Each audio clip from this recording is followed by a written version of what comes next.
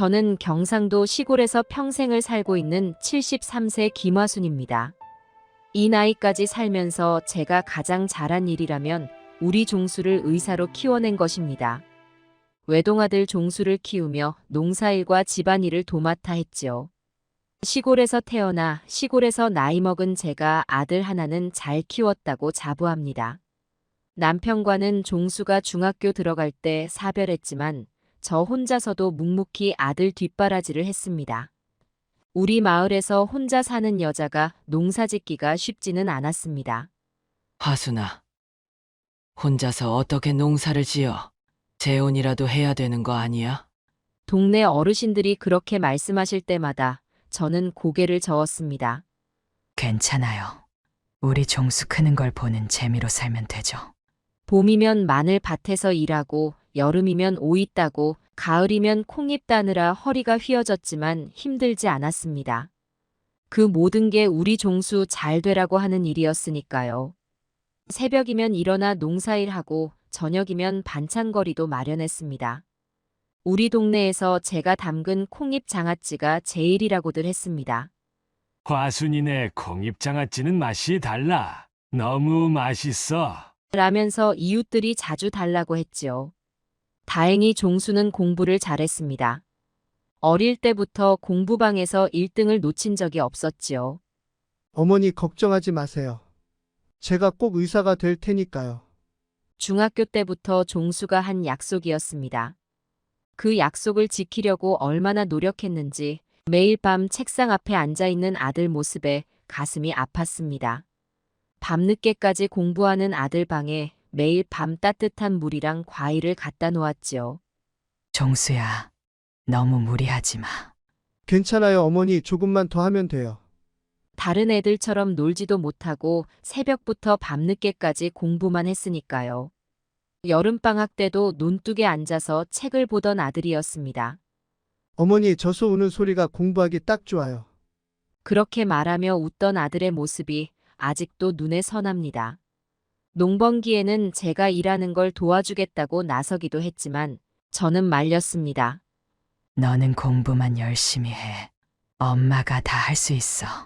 하지만 그 노력이 헛되지 않았습니다. 명문대 의대에 합격했다는 소식을 들었을 때 저는 마당 한가운데서 얼마나 울었는지 모릅니다. 그날은 겨울이었는데 눈이 펑펑 내리고 있었지요. 어머니, 내가 해냈어요. 종수가 제 등을 두드리며 말하더군요. 그 순간 제 눈에서는 눈물이 하염없이 흘렀습니다. 우리 마을에서 의대 간 아이는 종수가 처음이었습니다.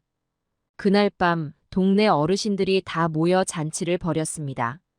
하순아, 너는 복 받았다. 아들 하나를 의사로 만들었으니 혼자서도 아들 저리 잘 키웠는데 너가 최고다. 그때 어르신들 축하를 받으며 제 가슴은 얼마나 벅찼는지 모릅니다. 잔치 끝나고 집에 돌아와 종수랑 둘이 앉아 이야기를 나눴습니다. 어머니, 이제는 제가 어머니 편하게 해드릴게요. 그래, 우리 아들 근데 서울은 너무 멀지 않을까? 어머니도 나중에 서울로 올라오세요. 제가 모시고 살게요. 그때는 그 말이 그저 기뻤습니다. 서울로 올라간 종수는 열심히 공부했고 큰 병원 의사가 되었습니다. 매달 용돈도 꼬박꼬박 보내왔지요. 그리고 그 병원에서 혜진이를 만났습니다. 처음 혜진이를 봤을 때 뭔가 마음에 걸렸습니다. 혜진이는 키가 크고 날씬했습니다. 화장도 곱게 하고 옷도 잘 입었지요. 처음 인사하러 왔을 때 혜진이가 한 말이 아직도 기억납니다. 어머님, 저희가 맞선 본 게 아니라 연애해서 만났어요. 그 말투에서 왠지 모를 이상함이 느껴졌습니다. 하지만 종수가 어머니, 혜진이가 정말 착한 아이예요. 저한테 잘할 거예요. 라며 좋아하는 모습에 저도 마음을 열기로 했습니다. 결혼식 날 혜진이는 정말 예뻤습니다. 하얀 웨딩드레스를 입은 모습이 마치 천사 같았지요. 결혼식장은 서울 시내 제일 좋다는 호텔이었습니다. 처음 가본 호텔이라 긴장도 되고 어색했지만 아들이 행복해하는 모습에 저도 기뻤습니다. 하지만 그날 안사돈이 한 말이 자꾸 귓가에 맴돌았습니다. 우리 혜진이가 시골 시어머니랑 잘 지낼 수 있을까 걱정이네요. 안사돈은 저를 위아래로 훑어보더니 그렇게 말했습니다. 그 말을 농담으로 넘기려 했지만 왠지 마음 한구석이 불편했습니다. 혜진이 친정은 강남에 산다고 했습니다. 아버지가 대기업 임원이라고 하더군요. 그래서 더 열심히 준비했나 봅니다. 제가 평생 모은 돈 3억을 혼수금으로 내어주며 두 사람의 새 출발을 축복해 주었습니다. 혜진아, 우리 종수랑 잘 살아라. 엄마가 늘 응원할게. 그렇게 말하며 안아주었을 때 혜진이도 눈물을 글썽이며 고개를 끄덕였습니다. 그때만 해도 저는 몰랐습니다. 제 마음속 불편한 예감이 현실이 될 줄은요. 결혼 초에는 달달했던 두 사람이었지만 1년이 지나자 혜진의 본색이 드러나기 시작했습니다. 첫 명절이 다가올 때까지만 해도 저는 기대에 부풀어 있었습니다. 혜진아, 이번 명절에는 맛있는 음식 많이 준비해 놓을게. 전화로 그렇게 말하자 혜진이는 잠시 머뭇거리더니 대답했습니다. 어머님, 저희는 친정 부모님이랑 호텔 가기로 했어요. 그때는 몰랐습니다. 이것이 시작일 뿐이라는 것을요. 설날 아침, 저는 새벽부터 일어나 제사 음식을 준비했습니다.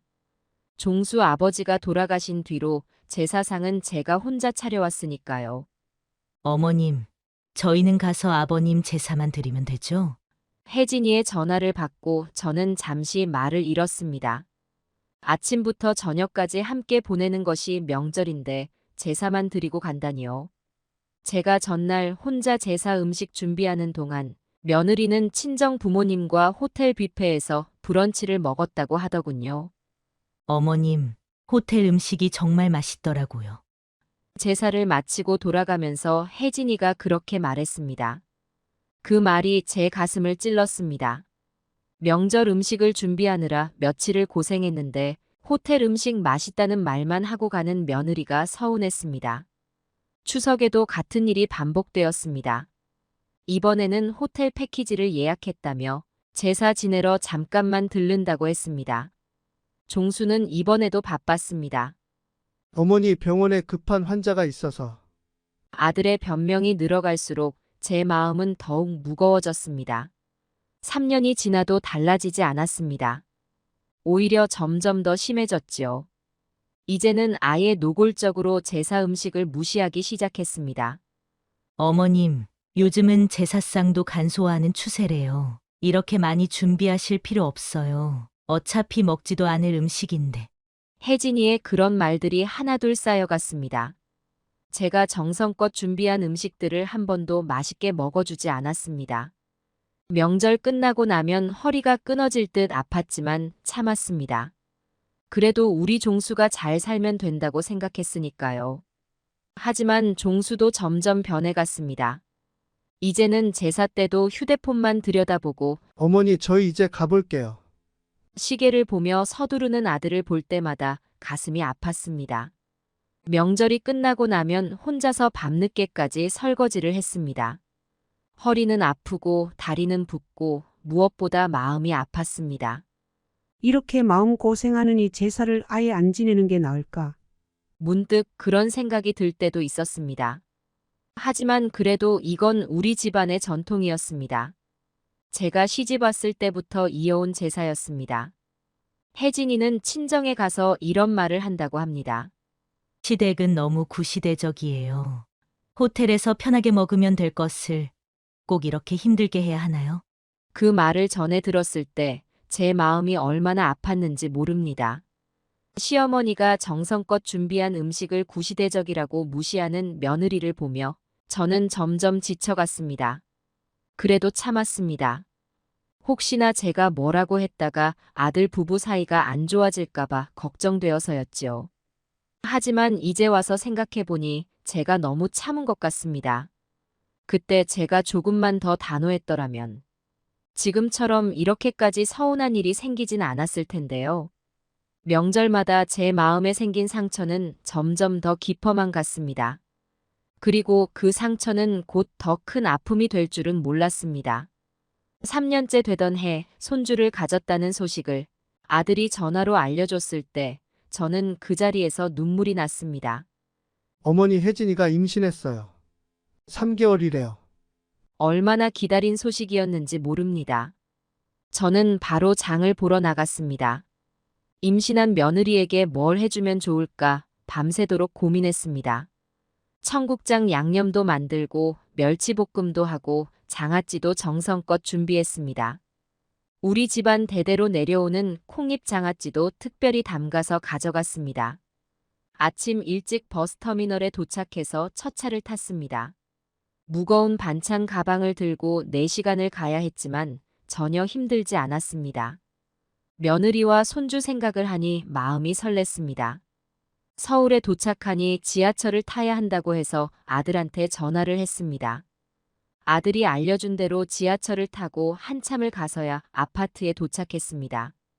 현관문을 두드리자 며느리가 문을 열었습니다. 어머님, 오셨어요? 그래, 혜진아. 잘 지냈지? 반찬 가방을 들고 들어가면서 이것저것 설명하려는데 며느리가 콩잎 장아찌가 담긴 통을 열어보더니 표정이 확 변했습니다. 어머님, 이게 뭐예요? 나뭇잎을 어떻게 먹으라고 가져오신 거예요? 아니, 제가 봤을 때는 이건 좀 아닌 것 같아요. 그냥 마트 가서 사 드시면 되잖아요. 이런 촌스러운 반찬 누가 먹어요? 요즘에 저는 이런 반찬 못 먹겠어요. 어머님은 왜 자꾸 이러시는 거예요? 제가 입덧하는 거 아시면서. 아니, 어머님, 저는 정말 이해가 안 돼요. 그냥 평범한 김치나 장조림 같은 거 해오시지. 왜 이런 이상한 걸 가져오시는 거예요? 아무리 시어머님이시라도 이건 좀 그렇죠.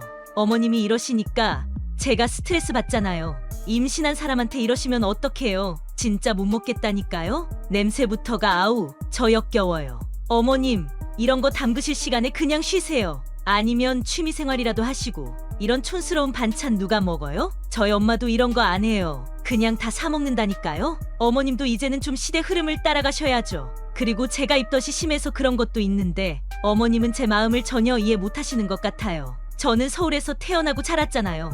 이런 시골 음식 저한테 맞을 리가 없잖아요. 뭐라고? 시골 음식이 맞을 리가 없다고? 아니, 내가 네 입맛에 맞추려고 얼마나 연구를 했다고. 너는 내가 왜 이런 반찬을 해왔는지 알기나 해? 임신하면 입덧도 심하고 힘들어서 이런 게 좋다고.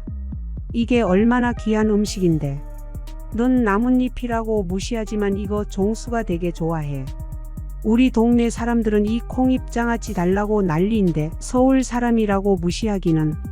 너는 도대체 시어머니를 뭘로 보는 거야? 내가 촌스럽고 시골뜨기라서 그래. 그래, 난 시골 사람이야. 근데 그 시골 사람이 널 위해서 이렇게 정성 들이는 거야. 넌 그걸 왜 모르니? 아니, 어머님, 저 이런 거 못 먹어요. 뭘 그렇게 어렵게 만드셨어요? 이런 거 제가 어떻게 먹어요? 그리고 이런 촌스러운 반찬 때문에 제가 얼마나 창피했는지 아세요? 저번에 친구들이 왔을 때도 냉장고에 이런 게 있어서 얼마나 민망했다고요. 어머님, 혹시 치매라도 걸리신 거 아니에요? 왜 나뭇잎으로 반찬을 만드시는 거예요? 지금 이게 말이 되는 거예요? 그리고 어머님, 제가 임신한 몸이라고 하잖아요. 이런 거 먹었다가 뭐 잘못되면 어쩌려고 그러세요? 저는 깨끗한 음식 먹어야 돼요.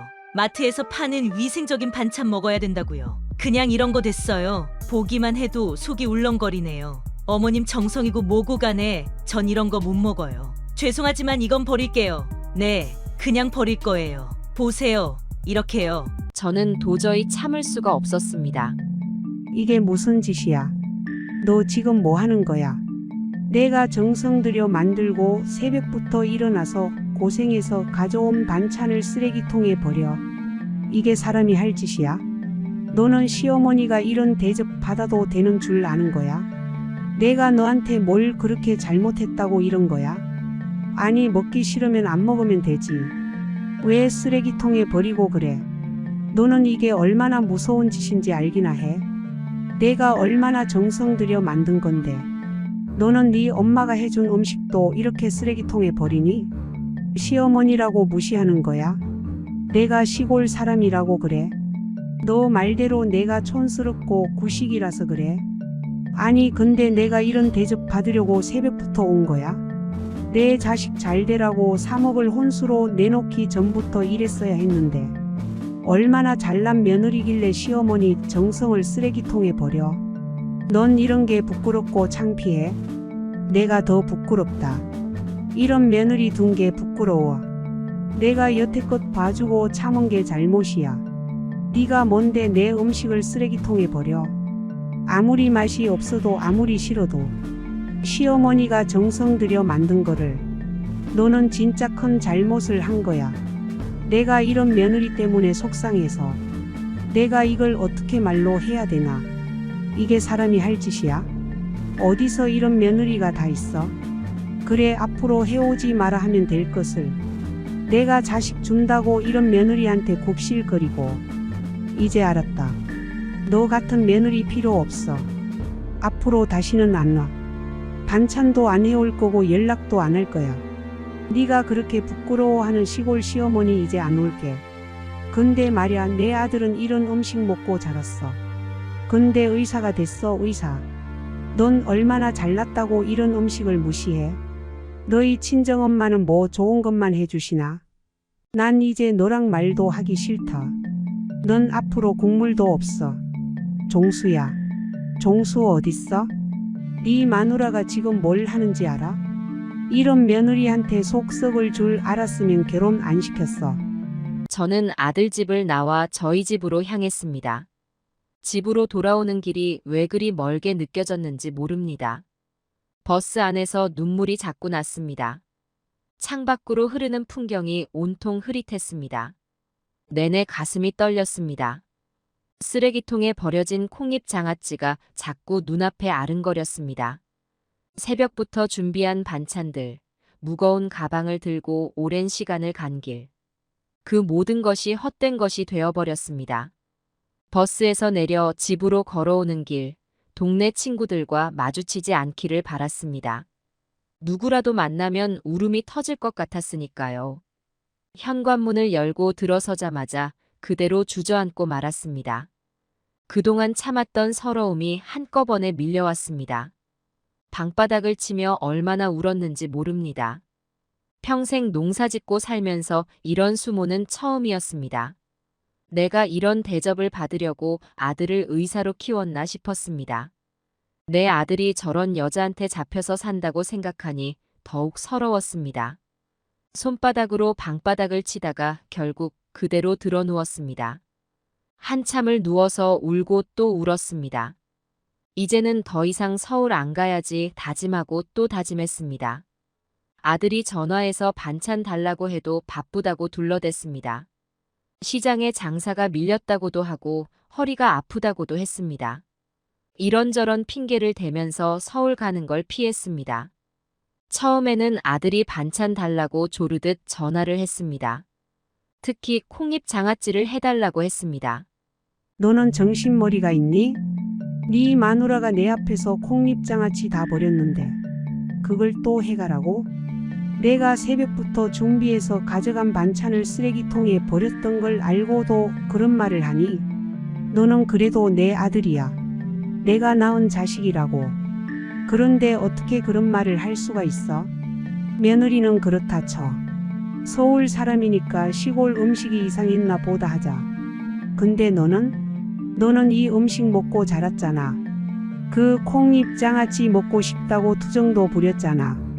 그걸 네 마누라가 쓰레기통에 버렸는데 너는 뭐 했어? 네 마누라한테 무슨 말이라도 했니? 엄마가 얼마나 못 볼 꼴 보고 왔는지 알기나 해. 시골 사람이라고 촌스럽다고 무시해도 되는 줄 아나? 내가 왜 거기까지 가서 그런 대접을 받아야 하는데? 콩잎 장아찌가 먹고 싶다고? 너나 가서 네 마누라한테 말해. 내가 왜 또 거기 가서 망신을 당해야 돼? 이제 다시는 전화하지 마. 반찬 해달라는 말도 하지 마. 너희들 호텔이나 가서 먹어. 촌스러운 시골 음식은 잊어버려. 너도 이제 서울 사람 다 됐으니까. 앞으로는 너희 맘대로 살아라. 나는 이제 너희들한테 안 갈 거야. 전화도 하지 마. 반찬 타령도 집어치워. 이후로 아들의 전화도 뜸해졌습니다. 명절이 다가오자 또다시 연락이 왔습니다. 이제 나이 들어 힘들다며 오지 말라고 했습니다. 허리도 아프고 다리도 아프다고 했습니다. 그러자 뜻밖에도 며느리가 좋아하더군요. 아싸, 우리 여행이나 가자. 아니면 호텔이나 가서 맛있는 거 먹고 친정 부모님과 함께 보내면 되겠다. 라면서 기뻐했습니다. 며느리의 말투에서 해방감이 느껴졌습니다. 그렇게 자연스럽게 저도 명절 제사를 지내지 않게 되었습니다. 시어머니라는 무거운 짐을 내려놓는 것 같았습니다. 평생 해오던 일상에서 벗어나는 게 오히려 편했습니다. 이제는 더 이상 며느리 눈치를 안 봐도 됐습니다. 아들의 전화를 기다리지 않아도 됐습니다. 서울로 가는 버스를 타지 않아도 됐습니다. 제 생활이 생겼습니다. 제 시간이 생겼습니다. 그리고 그때 전혀 예상하지 못했던 일이 제 앞에 찾아왔습니다. 그러던 어느 날 시장 갈 일이 있어 나갔다가 동네 친구를 만났습니다. 친구는 제가 늘 하던 반찬 얘기를 꺼냈습니다. 화순아, 이제 서울은 안 가나 봐. 가기 싫어. 생각만 해도 가슴이 답답해. 그런데 말이야, 화순이 반찬 솜씨가 아까워서 그러는데 친구는 잠시 망설이다가 말을 이었습니다. 우리 시장에 자리 하나가 비었어. 반찬 가게 하나 차리는 게 어때? 순간 가슴이 덜컥했습니다. 내가 무슨 장사를. 난 해본 적도 없는데. 아니, 너가 평생 반찬 만들어 온 거. 그게 장사 경험 아니야? 친구의 말에 잠시 생각이 깊어졌습니다. 근데 자리가 어디라고? 시장 안쪽에 있는 김씨 가게 있잖아. 거기 다음 달에 비운대. 거기? 거기면 사람들이 잘 안 지나다니지 않나? 아니야. 요즘은 안쪽이 더 장사가 잘 된다니까. 월세도 싸고.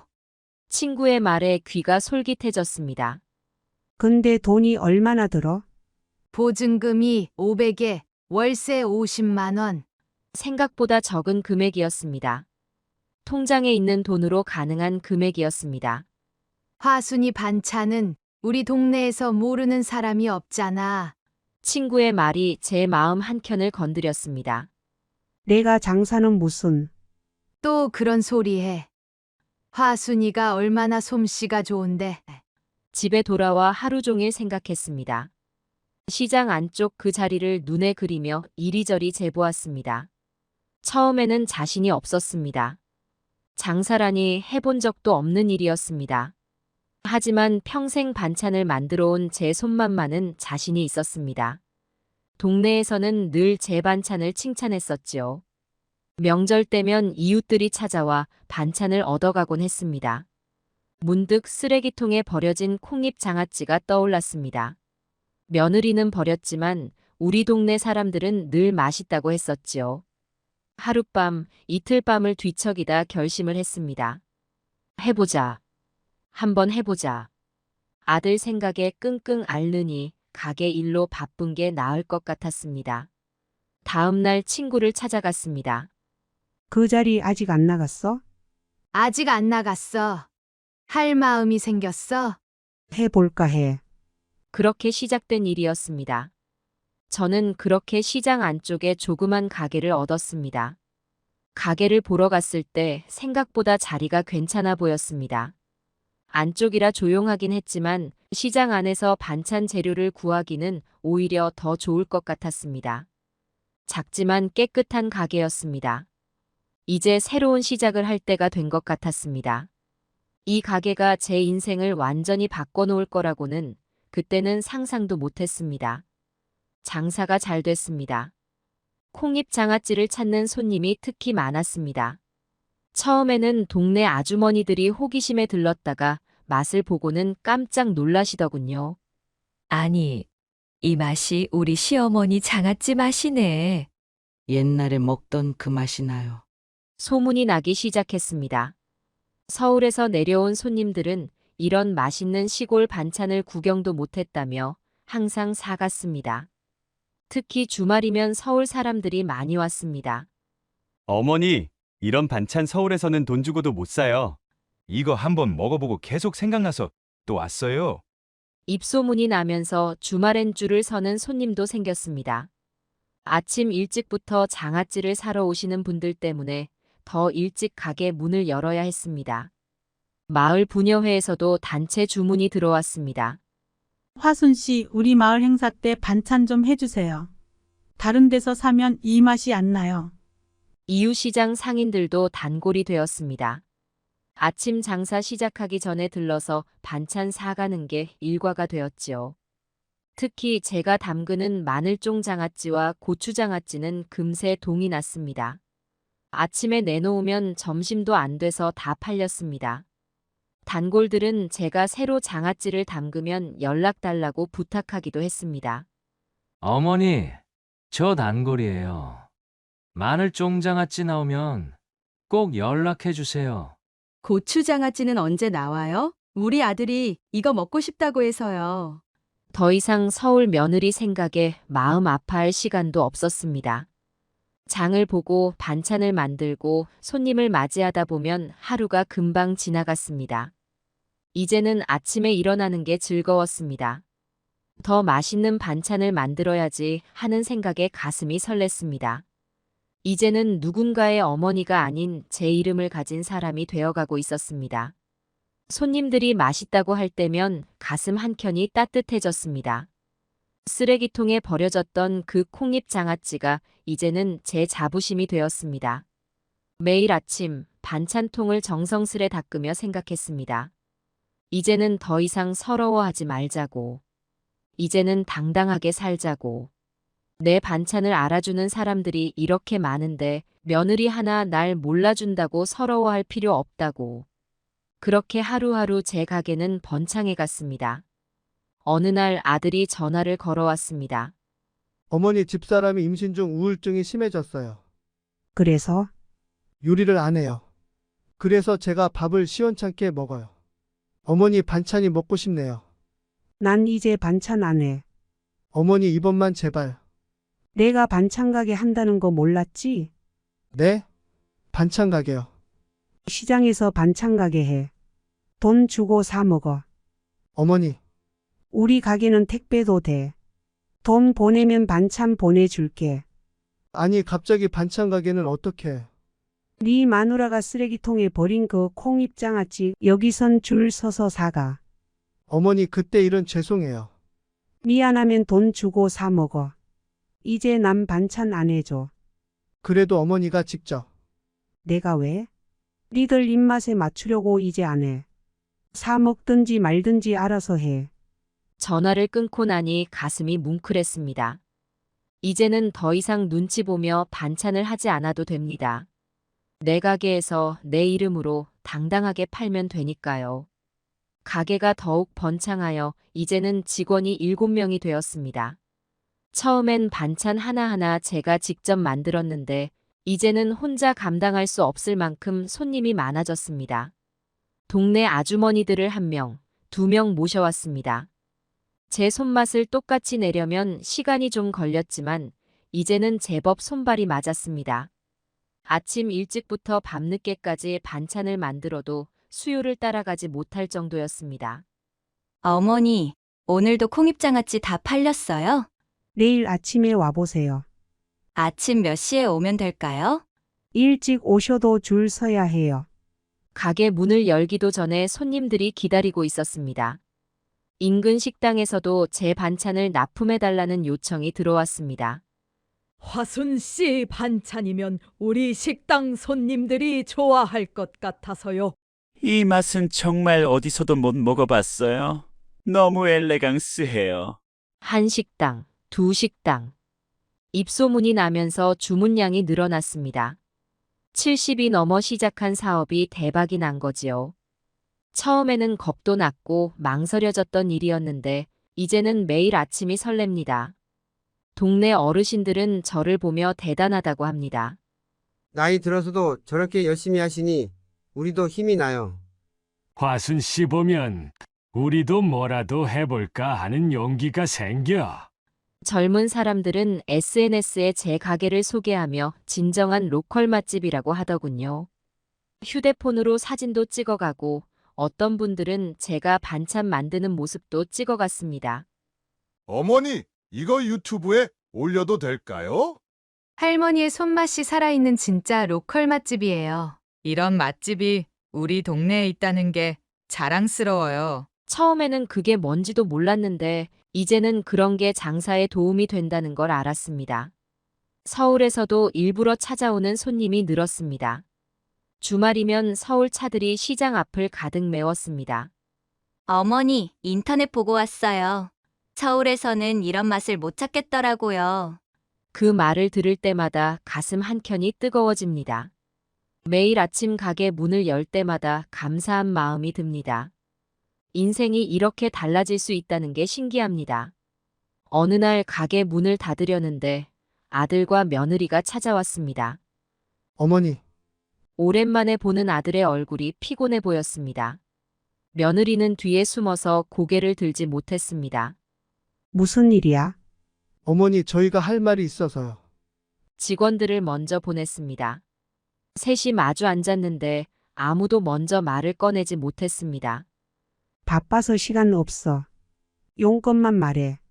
어머니, 저개원을 하려고 하는데 그래서? 병원 자리를 알아봤는데 돈이 조금 모자라서. 말꼬리를 흐리는 아들의 말이 끝나기도 전에 제 가슴에서 화가 올라왔습니다. 돈? 돈 빌리러 왔다고? 어머님, 저희가 정말 다른 방법이 없어서. 며느리가 눈물을 글썽이며 말을 이었습니다. 병원이 잘 되면 곧 갚을 수 있어요. 이제 와서 왜? 내가 누군데? 어머니, 난 이제 너희한테 줄 돈 없어. 한 푼도 없어. 어머님, 제발. 니들이 나를 뭘로 보는 거야? 돈줄로 보는 거야? 아니에요, 어머님. 그동안 내가 너희한테 얼마나 퍼줬는데.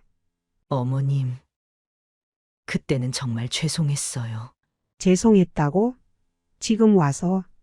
제 목소리가 점점 커졌습니다.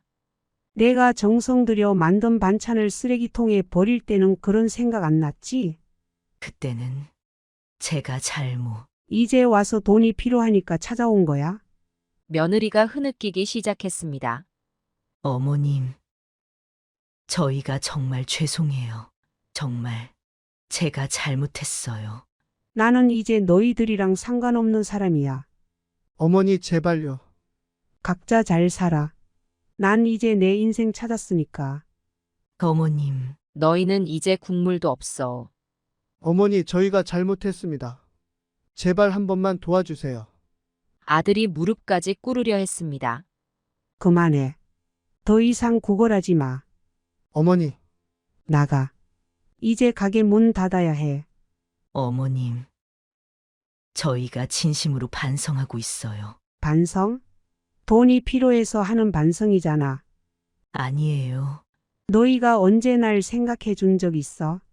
내가 서러울 때 너희가 있었어? 죄송합니다. 이제 와서 무슨 말을 해도 소용없어. 어머니, 저희 진짜 절실해서. 나도 절실했어. 내 자식 키우느라, 며느리 눈치 보느라 얼마나 절실했는지. 어머님, 이제는 지긋지긋해. 너희들 얼굴 보기도 싫어. 저희가 잘못했어요. 정말. 이번 한 번만. 나가. 더 이상 오지 마. 어머니, 난 이제 너희 어머니 아니야. 그냥 반찬 가게 하는 할머니일 뿐이야. 제발요. 돈 필요하면 은행 가. 나는 이제 너희랑 상관없는 사람이야. 아들과 며느리는 한참을 더 앉아 있었지만 저는 더 이상 대화를 하지 않았습니다. 결국 그들은 일어섰고 며느리는 끝까지 흐느끼며 나갔습니다. 문을 닫고 의자에 앉아 한참을 있었습니다. 가슴이 아팠지만 후회는 없었습니다. 이제는 제 인생을 살 때입니다. 더 이상 죽을 때까지 자식 뒷바라지하는 어머니로 살고 싶지 않았습니다. 그들이 나간 후 가게 안은 더욱 고요해졌습니다. 이제야 정말 자유로워진 것 같았습니다. 가게를 하나 더 내기로 했습니다. 이번에는 시장 입구 쪽으로요. 처음 시작했던 안쪽 가게로는 늘어나는 손님을 감당할 수 없었습니다. 아침부터 줄을 서서 기다리는 손님들 때문에 다른 가게 영업에도 지장이 생길 정도였으니까요. 특히 콩잎 장아찌는 예약제로 판매할 수밖에 없었습니다. 하루에 만들 수 있는 양이 정해져 있는데 너무 많은 분들이 찾으셨기 때문입니다. 입소문이 나면서 큰 마트에서도 입점 제의가 들어왔습니다. 화순 어머니 반찬 코너를 따로 만들어 드리겠습니다. 대형마트에 들어오시면 더 큰 돈을 버실 수 있을 텐데요. 하지만 저는 시장을 지키기로 했습니다. 여기서 제가 성공했고 이곳이 제 터전이니까요. 이 시장의 사람들이 저를 일으켜 세워주었습니다. 제가 가장 힘들 때 이 시장이 저를 붙잡아 주었습니다. 시장 상인회에서는 제가 시장의 브랜드가 되었다며 좋아합니다. 덕분에 시장을 찾는 손님도 늘었다고 하더군요. 새로 낸 가게도 잘 되리라 믿습니다. 이제 저는 73세의 나이가 아닌 한 사업체의 대표가 되었습니다. 시장 안쪽 작은 가게에서 시작한 제 가게는 이제 2개가 되었습니다. 아들과 며느리는 여전히 연락이 없습니다. 손주 얼굴을 보고 싶을 때도 있지만 이제는 그런 그리움도 익숙해졌습니다. 돈 빌리러 왔던 그날 이후 더 이상 찾아오지 않았습니다. 그게 더 편합니다. 이제는 더 이상 굽실거리지 않아도 됩니다. 누구의 눈치도 안 봐도 됩니다. 제 인생의 주인공은 저 자신이 되었습니다. 매일 아침 가게 문을 열 때마다 감사한 마음이 듭니다. 쓰레기통에 버려진 콩잎 장아찌가 제 인생을 바꾸어 놓았습니다. 이제는 그 콩잎 장아찌를 사러 전국에서 손님들이 찾아옵니다. 누군가의 시어머니가 아닌 당당한 사업가로 살아갑니다. 그것으로 충분합니다. 저는 이제 알았습니다. 시어머니라는 무게를 내려놓으니 제 삶이 보이더군요. 며느리에게 버림받은 줄 알았는데 그게 오히려 저를 자유롭게 했습니다. 쓰레기통에 버려진 콩잎 장아찌처럼 제 자존심도 함께 버려진 줄 알았습니다. 하지만 그 순간이 새로운 시작이었네요. 봄날 이른 아침 시장 문을 열 때마다 행복합니다. 반찬통에서 모락모락 피어오르는 김처럼 제 마음도 따뜻해집니다. 장아찌 담그는 손끝에 절여진 세월이 묻어납니다. 매일 아침 빨간 앞치마를 매면서 다짐합니다. 나는 이제 내 인생의 주인공이라고. 시장 골목에 울리는 제 발자국 소리가 경쾌합니다. 반찬통마다 담긴 것은 정성만이 아닌 제 자부심입니다. 70평생 살아오면서 이제야 깨달았습니다. 진정한 행복은 내 안에 있었다는 걸. 누군가를 신경 쓰면서 살지 않고 그저 내 길을 가면 된다는 걸. 이제 저는 압니다. 인생은 버려질 때가 아닌 시작할 때라는 걸. 제가 동네에서 제법 유명한 중식당, 행복반점에서 일한 지가 벌써 10년이 넘었습니다. 처음에는 그저 용돈이나 벌자는 마음으로 시작했던 일이었는데 어느새 이렇게 오랜 시간이 흘렀네요. 행복반점 자장면은 이 동네에서 제일이야? 늘 그렇게들 말씀해 주시니까 더 열심히 일하게 되더군요.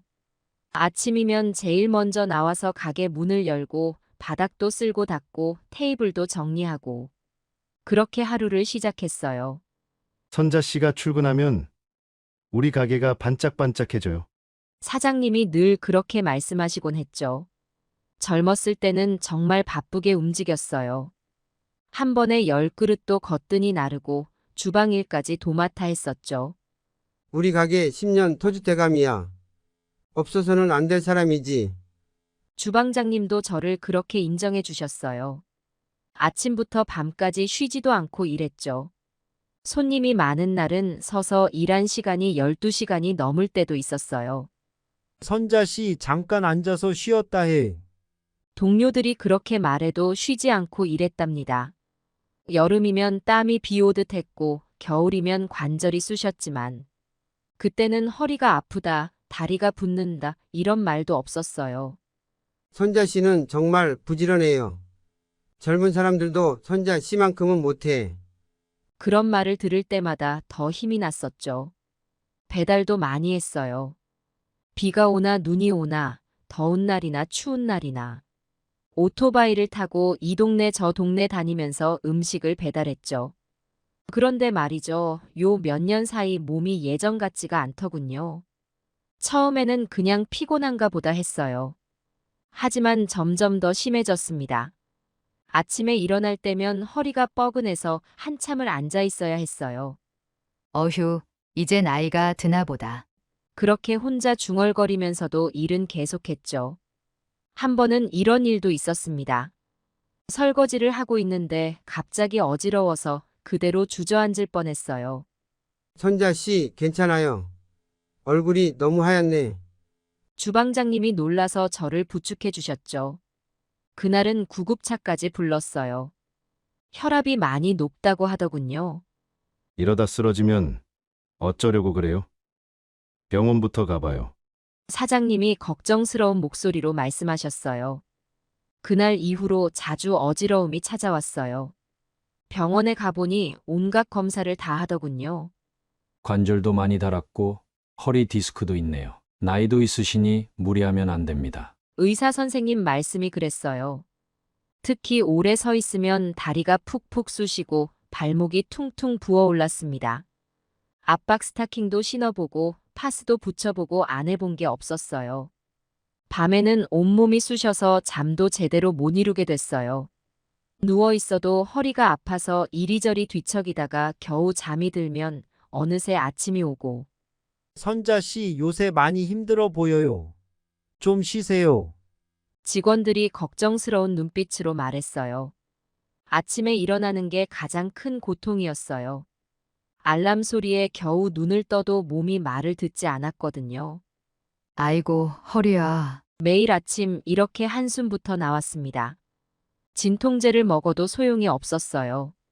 한의원도 다녀보고 정형외과도 가보고 안 가본 병원이 없을 정도였죠. 화장실 가는 것도 힘들어서 변기에 앉았다 일어날 때면 누군가의 도움이 필요할 정도였어요. 계단을 오르내릴 때는 정말 죽을 맛이었습니다. 한 계단 한 계단이 그렇게 높아 보일 수가 없었어요. 손님들 음식 나르는 것도 점점 힘들어졌어요. 선자 씨 내가 들고 갈게요. 직원들이 그렇게 말하면 괜히 눈물이 나려고 했죠. 그래도 참고 일했습니다. 하지만 점점 더 버거워졌어요. 설거지를 하다가도 그릇을 떨어뜨리는 일이 잦아졌고 음식을 나르다가 쏟을 뻔한 적도 여러 번이었습니다. 선자 씨, 요즘 많이 힘들어 보여요. 무슨 일 있어요? 어느 날 사장님께서 따로 불러 걱정스러운 눈빛으로 물으시더군요. 요즘 선자 씨가 일하다 자주 쉬는 것 같아서 몸이 많이 안 좋나요? 사장님은 제가 쉴 때마다 지켜보고 계셨나 봐요. 한참을 망설이다가 말씀드렸습니다. 사장님, 제가 나이가 들어서 그런지 예전만큼 일을 못하겠어요. 눈물이 날 것 같았지만 꾹 참았습니다. 몸이 자꾸 아프고 어지럽고 다리도 자주 붓고 한숨을 쉬면서 계속 말씀드렸어요. 밤에 잠도 잘 못 자고 아침에 일어나기도 힘들고 계단 오르내리는 것도 너무 힘들어요.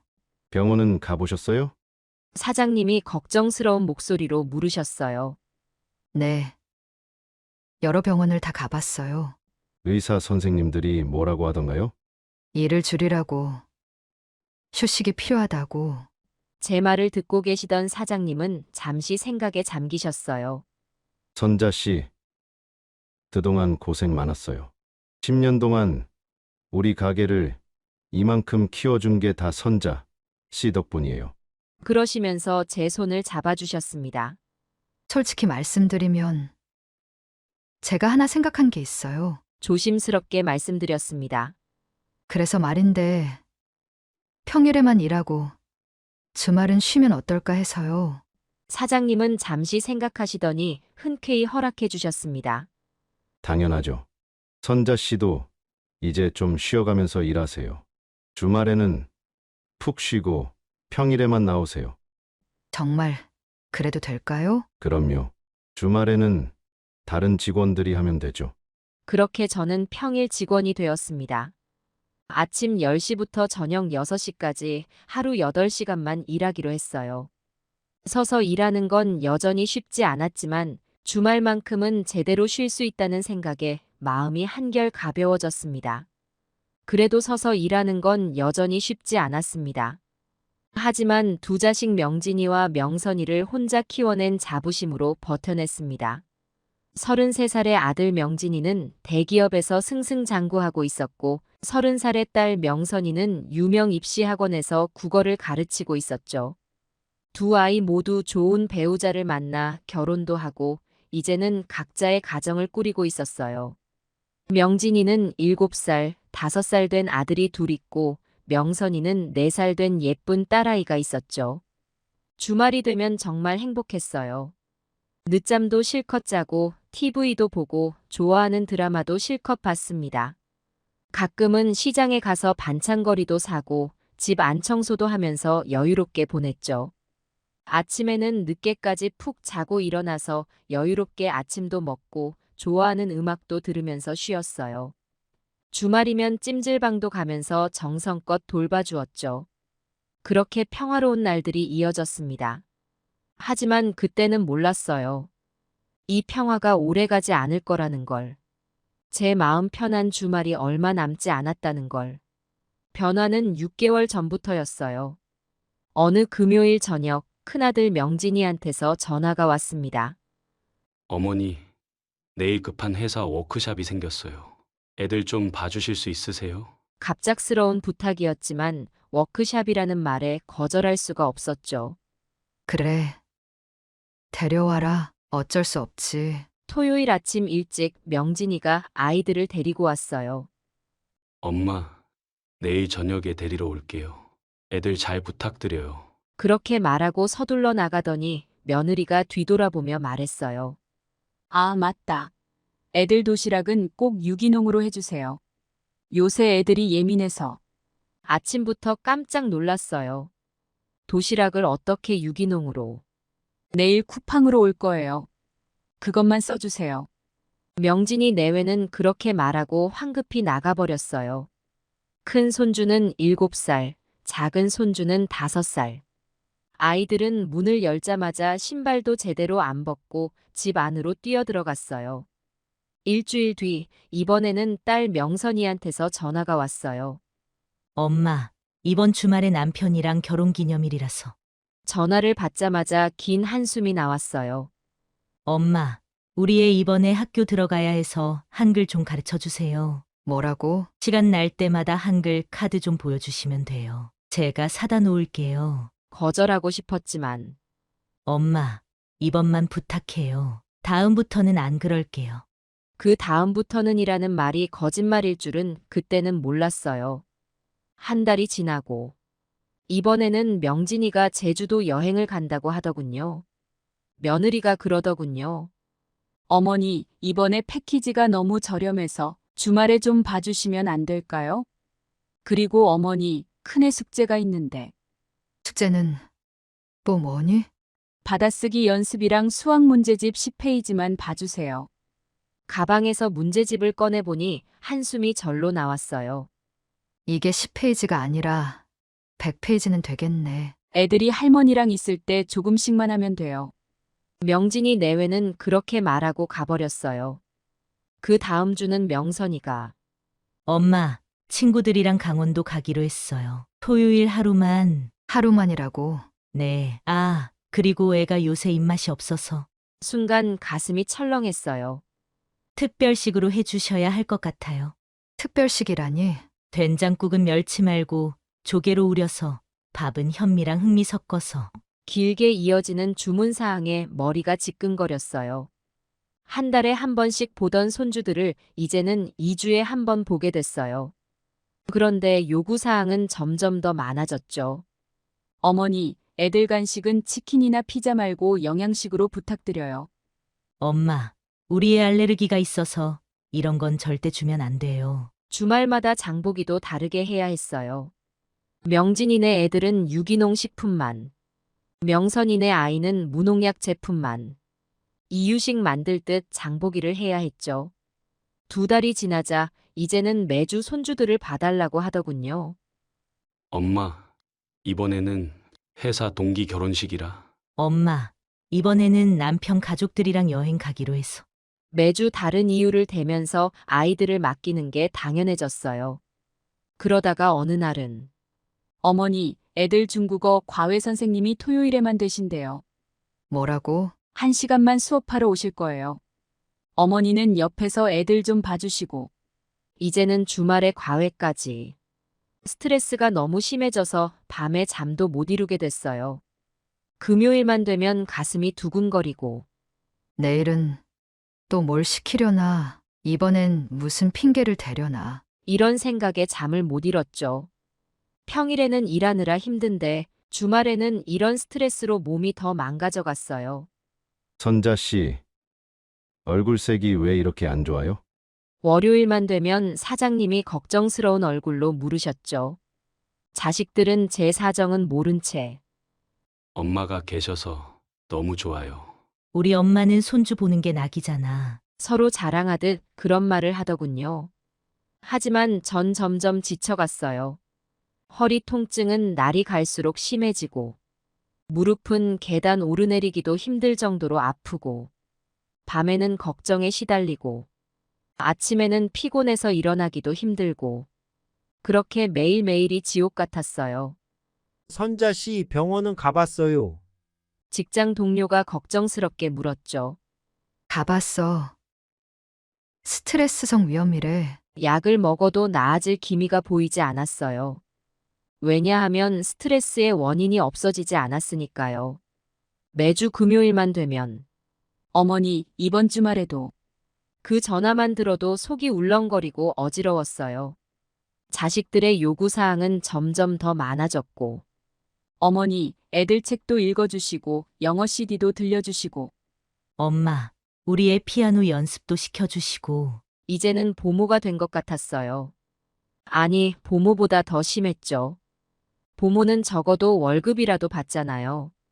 전 그저 우리 엄마니까. 그 말 한마디에 모든 걸 참아내야 했답니다. 자식들은 하루가 다르게 색다른 요구를 했어요.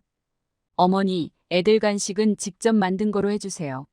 과자나 과일만 주면 안 돼요. 영양가 있는 걸로. 그래서 주말이면 과일 깎고 찐 고구마 하고 심지어 김밥도 싸고 샌드위치도 만들어야 했어요. 엄마, 우리의 이유식처럼 재료 하나하나 다 써서 해줘요. 메뉴 적어놨어요. 그대로만 해주세요. 냉장고에 붙어있는 메뉴판을 보면 한숨만 나왔죠. 채소는 따로 쪄서 으깨고, 육류는 기름기 쫙 빼고, 견과류는 갈아서 넣고. 식당에서 일하는 것보다 더 힘들었어요. 밤에는 악몽에 시달렸어요. 할머니, 이건 싫어. 할머니가 해준 거 맛없어. 꿈에서도 손주들이 투정 부리는 소리가 들렸죠. 잠에서 깨면 온몸이 땀으로 젖어 있었어요.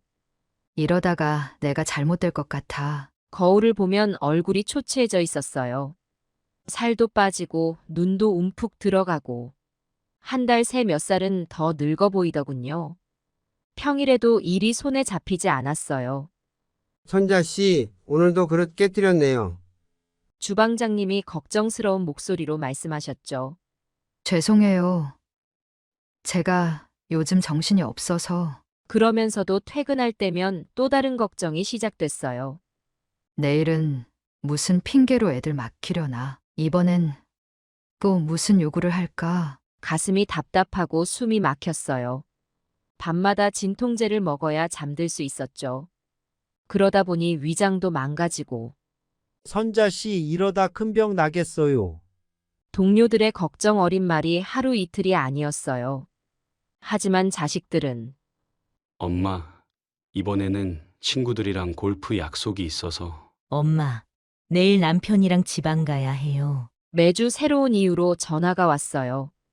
이제는 금요일만 되면 전화기를 보는 것도 싫어졌어요. 발신자 표시에 자식들 번호만 떠도 가슴이 철렁했죠. 나는 이제 정말 지쳤어. 혼자 중얼거리면서 눈물이 났어요. 그렇게 저의 평화로운 주말은 완전히 끝이 났답니다. 이제는 돌아올 수 없는 강을 건넌 것 같았어요. 주말마다 맡겨지는 아이들 때문에 제 건강은 급속도로 나빠졌어요. 청소하랴, 빨래하랴, 설거지하랴. 거기에 숙제 봐주고, 특별식 해주고, 간식 만들고. 쉴 틈이 없었죠. 할머니, 내 양말 어디 갔어? 할머니, 나 화장실. 할머니, 배고파. 아이들은 저를 로봇처럼 여겼어요. 한 번은 이런 일이 있었어요. 큰 손주가 부엌 선반에 올라가다가 그릇을 깨뜨린 거예요. 안 돼. 제가 소리를 지르기도 전에 쨍그랑 소리와 함께 깨진 그릇 조각이 아이의 발등을 베고 말았어요.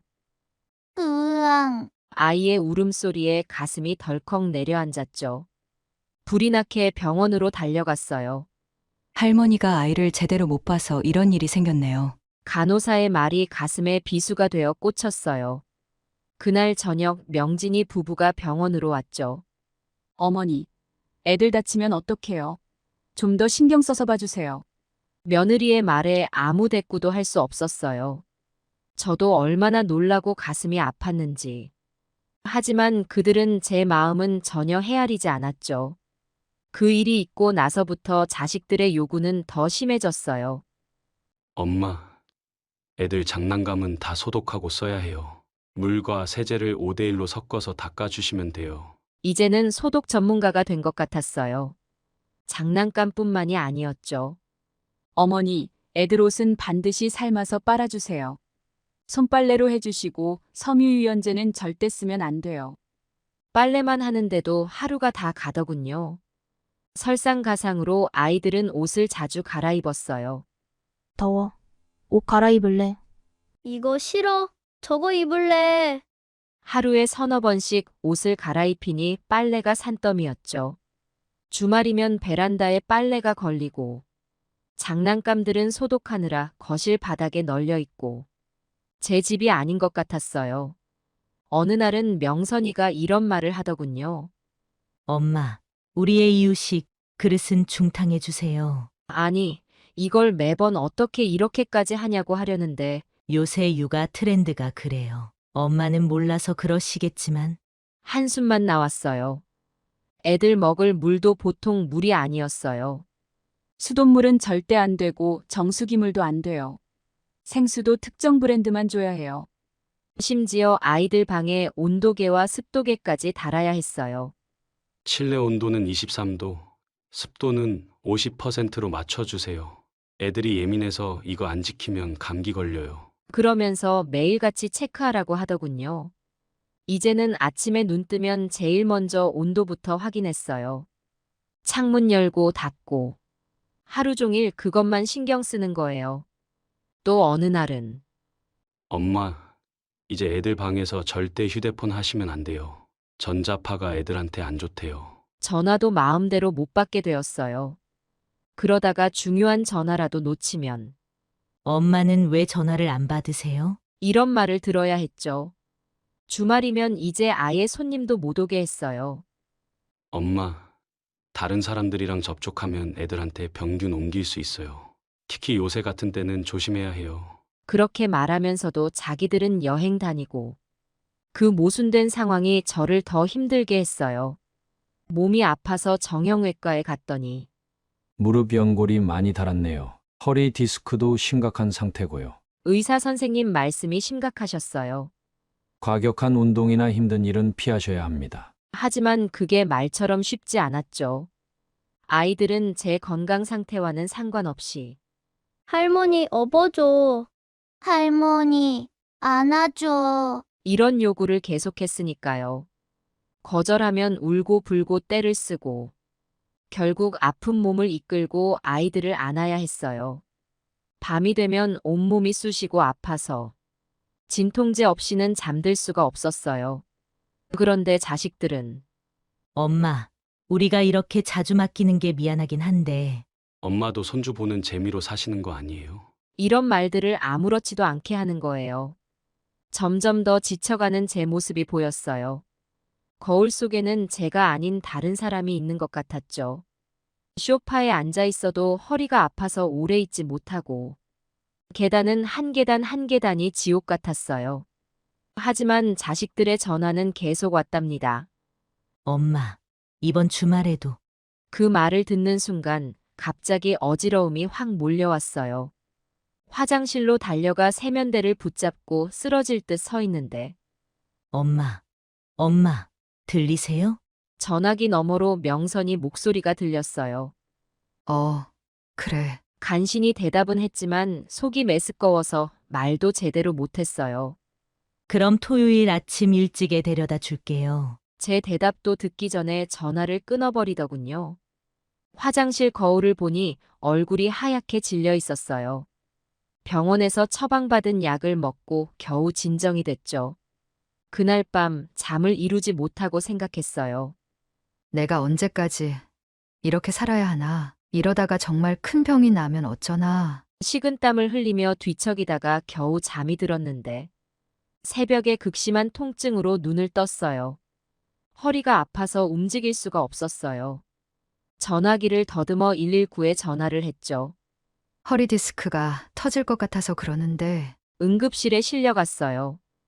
의사 선생님 말씀이 이대로 가다간 수술은 불가피해요. 당분간 절대 안정이 필요합니다. 하지만 그날도 어김없이 자식들의 전화가 왔어요. 엄마, 들리세요? 이번 주말에 전화기를 붙잡은 손이 떨렸어요. 미안하지만 이번엔 좀.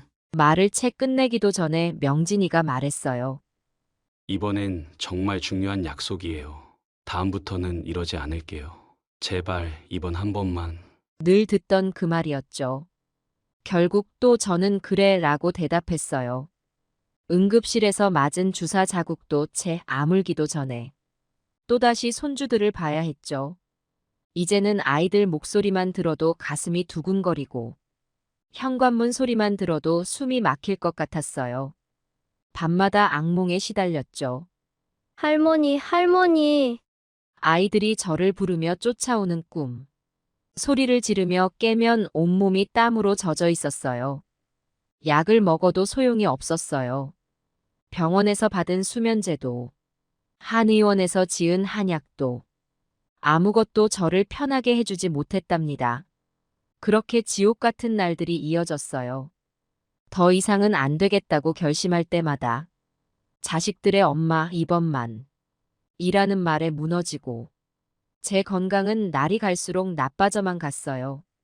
매일 아침 눈을 뜨면 제일 먼저 달력부터 봤어요.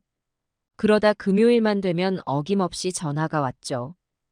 엄마, 이번에 제주도 패키지 상품이 너무 저렴하게 나와서요. 애들 좀 봐주세요. 명진이의 전화였어요. 제주도는 지난달에도 갔잖아. 아니, 그때는 서귀포였고 이번엔 에어릅이에요. 한숨이 절로 나왔어요. 그리고 바로 다음 날.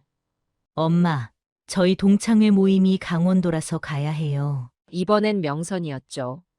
이번만 봐주시면 안 될까요? 그 이번만이란 말이 벌써 몇 번째였는지 주말마다 새로운 여행지가 나왔어요. 제주도, 강원도, 부산, 전주. 자식들은 전국을 돌아다니는데 저는 집 안에 갇혀있는 신세가 됐죠. 엄마, 친구 결혼식이 부산이라 새벽부터 가야 해요. 애들 재워주시다가 내일 저녁에 데려갈게요. 내일 저녁이라는 말도 믿을 수가 없었어요. 한 번은 이런 일도 있었죠. 저녁이라더니 다음날 새벽이 되어서야 데리러 왔어요. 미안해요. 술자리가 길어져서. 술 냄새를 풍기며 비틀거리는 모습에 화가 났지만 말하면 뭐해요. 다음 주말도 똑같을 테니까요. 엄마, 이번에는 와인 축제가 있어서.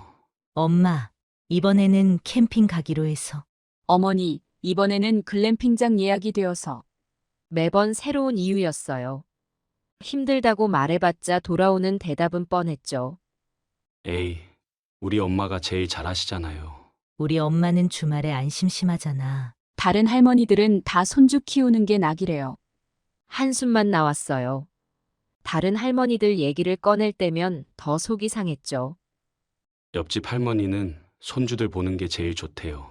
윗집 할머니는 손주들 안 보면 못 산대요. 아래층 할머니는 손주들 덕분에 젊어지셨대요. 그러면서 저를 이상한 사람 취급하는 것 같았어요. 엄마는 왜 이러세요? 다른 할머니들은 다 좋다는데. 제 사정은 전혀 이해하려 하지 않았죠. 그 할머니들은 평일에 일 안 하시잖아. 그렇게 말하면 일하시는 것도 엄마 건강을 위해서인데. 마치 제가 취미로 일하는 것처럼 말하더군요. 주말마다 반복되는 전화. 마치 제가 옆집 아줌마라도 되는 것처럼. 제 마음은 전혀 헤아리지 않은 채 그저 자기들 편한 대로만 생각했어요. 엄마, 우리가 이렇게라도 안 하면 언제 여행 가요? 평일에는 일하느라 바빠서 시간이 없잖아요. 자기들 사정만 얘기하면서 제 사정은 눈곱만큼도 생각해주지 않았어요. 이런 날들이 언제까지 계속될지. 그때는 정말 막막했답니다. 7월의 후덥지근한 어느 금요일이었어요. 아침부터 심상치 않은 예감이 들더니 예상대로 자식들의 전화가 왔죠. 엄마, 이번 주말에 저희 가족들이랑 워터파크 가기로 했어요. 명진이의 목소리였어요. 전화를 끊기가 무섭게 명선이한테서도 전화가 왔고. 엄마, 우리도 워터파크 가려고 하는데. 순간 머릿속에서 뭔가가 탁 하고 끊어지는 것 같았어요. 아, 이제 정말 못 참겠다. 그동안 참았던 모든 것들이 한꺼번에 치밀어 올랐죠. 알았어. 짧게 대답하고 전화를 끊었어요. 그리고는 퇴근하자마자 집으로 가는 대신 20년 지기 친구 영숙이네 집으로 향했어요. 영수가 아파트 앞에 서서 전화를 걸었죠. 어머, 선자야, 무슨 일이야? 나 이번 주말 너네 집에서 지내도 될까? 잠시 침묵이 흐르더니 그래, 얼른 올라와. 내가 문 열어줄게. 영숙이는 아파트 12층에 살았어요. 엘리베이터를 타고 올라가는 동안 손이 떨리더군요. 지금껏 이런 적이 한 번도 없었거든요. 영숙이가 반갑게 맞아주었어요. 어서 와. 짐은 없어? 없어. 그냥 이대로 왔어. 집에 가서 짐을 가지고 오면 혹시라도 자식들이 알아챌까봐 그냥 이대로 온 거였죠. 잘했어. 정말 잘했어. 영숙이가 제 손을 꼭 잡아주었어요. 나는 진작 이랬어야 한다고 생각했거든. 그러면서 영숙이가 제 눈을 똑바로 보더니 자, 이제 전화기 꺼버려. 그 말을 듣는 순간 가슴이 뛰기 시작했어요. 떨리는 손으로 전화기를 들었죠. 이걸 꺼도 될까? 잠시 망설였어요. 그때 영숙이가 제 손에서 전화기를 살짝 빼앗더니 내가 꺼줄까? 그 말에 저도 모르게 고개를 끄덕였어요. 전원이 꺼지는 소리가 났어요. 그 순간 어깨가 가벼워지는 게 느껴졌어요. 영숙이가 소리를 지르더군요. 이게 바로 해방이야. 저도 모르게 웃음이 나왔어요. 그동안 얼마나 웃어보지 못했던가. 우리 이번 주말 실컷 놀자. 영숙이의 말에 눈물이 났어요. 기쁨의 눈물이었죠. 선자야, 너 식사는 했어? 아니, 아직. 그럼 우리 치킨 시켜 먹을까? 소주도 한잔하고. 그래. 20년 만에 처음으로 마시는 금요일 저녁의 소주였어요. 너무 달다. 이 소주가. 영숙이가 웃으며 말했죠. 이렇게 시원한 소주는 처음이야. 치킨을 안주 삼아 한 잔, 두 잔. 술이 들어가니 그동안 꾹꾹 눌러왔던 이야기들이 쏟아져 나왔어요. 있잖아. 나 정말 힘들었어. 알아. 너 얼굴 보면 다 알지. 매주 전화만 오면 가슴이 떨렸어. 이제 그런 거 다 잊어버려. 영숙이는 제 잔을 계속 채워주었어요. 마셔. 오늘은 실컷 마시자. 밤이 깊어갈수록 마음이 가벼워지는 게 느껴졌어요. 내일은 우리 둘이서 시장 구경도 가고. 그래, 너가 좋아하는 팥빙수도 먹으러 가자. 진작 이럴 걸 그랬나 봐. 그렇게 밤늦게까지 이야기를 나눴죠. 다음 날 아침 10년 만에 처음으로 알람 없이 자연스럽게 눈을 떴어요. 몇 시지? 시계를 보니 벌써 9시였어요. 그런데 이상하게 급할 것도 없고 불안할 것도 없더군요. 잘 잤니? 영숙이가 따뜻한 커피를 내왔어요. 응. 이렇게 푹 잔 건 정말 오랜만이야. 베란다에 앉아 여유롭게 커피를 마시는데 창밖의 풍경이 이렇게 예쁜 줄 처음 알았어요. 우리 오늘 뭐 하고 놀까? 영숙이가 장난스럽게 물었어요. 그때 영숙이가 갑자기 일어나더니 아, 우리 노래방 갈까? 노래방? 10년도 더 된 것 같아요. 제가 마지막으로 노래방에 간 게 너 목소리 좋잖아. 옛날에 늘 1등 했었는데. 그 말을 듣는데 가슴이 뭉클해졌어요. 젊었을 때 저는 노래 부르는 걸 정말 좋아했거든요. 근데 이 시간에 노래방이 어디 있어? 아이 참, 너는 코인 노래방 몰라? 24시간이야. 아, 그래? 가보자. 노래방에 들어서는 순간 청춘이 돌아온 것 같았어요. 자, 선자야. 너부터 시작해. 영숙이가 마이크를 건네주었죠. 떨리는 마음으로 노래를 시작했어요. 김수희의 남행열차였어요. 처음엔 목소리가 잘 안 나왔는데 후렴구로 갈수록 점점 열이 올랐죠. 아이고, 우리 선자가 달라졌어. 영숙이가 박수를 치며 소리쳤어요. 2시간 동안 쉬지도 않고 노래를 불렀어요. 트로트도 부르고 발라드도 부르고 어깨춤도 추면서 말이에요. 야, 너 아직도 춤 잘 춘다. 영숙이의 말에 저도 모르게 웃음이 났어요. 그러고는 근처 찜질방으로 갔죠. 아, 여기가 천국이다. 따뜻한 물에 몸을 담그니 그동안의 피로가 싹 풀리는 것 같았어요. 선자야, 너 전화기 궁금하지 않아? 영숙이가 물었어요. 전혀. 제 대답이 너무 시원시원했는지 영숙이가 깜짝 놀라더군요. 와, 너가 이럴 줄이야. 사실 저도 놀랐어요. 제가 이렇게 당당할 수 있을 줄은 몰랐거든요. 토요일 저녁이 되었는데 전화기 생각은 전혀 나지 않았어요. 우리 저녁은 뭐 먹을까? 난 파스타가 먹고 싶은데. 그래, 여기 근처에 맛있는 데가 있어. 식당에 들어가서 파스타를 시키고 와인도 한잔 했어요. 건배. 와인잔을 부딪히는 소리가 경쾌했어요. 이게 사는 거지. 영숙이 말에 고개를 끄덕였죠. 그래요, 이게 사는 거예요. 늘 남의 눈치 보며 살았던 제가 이제는 제 시간을 가진 거죠. 일요일이 되었어요. 아침에 일어나 영숙이랑 어제 산 등산복을 입고 등산도 다녀왔어요. 새 등산복을 입으니 기분도 새로워지더군요. 산 정상에 올라가서 깊게 심호흡을 했어요. 저도 모르게 고함을 질렀죠. 영숙이도 따라서 소리를 질렀어요. 산 아래 도시가 한눈에 들어왔어요. 이런 풍경이 있었다는 게 신기할 정도였죠. 선자야. 응? 넌 정말 달라졌어. 영숙이 말이 맞았어요. 제가 달라진 게 느껴졌거든요. 더 이상 눈치 안 보는 제 모습이 너무나 자연스러웠어요. 이제 월요일이에요. 출근할 시간이 다가오고 있었죠. 선자야, 전화기 켜볼래래? 영숙이가 조심스레 물었어요. 응. 전원 버튼을 누르는 순간 수십 통의 부재중 전화와 문자가 쏟아졌어요. 하지만 이상하게도 전혀 불안하지 않았어요.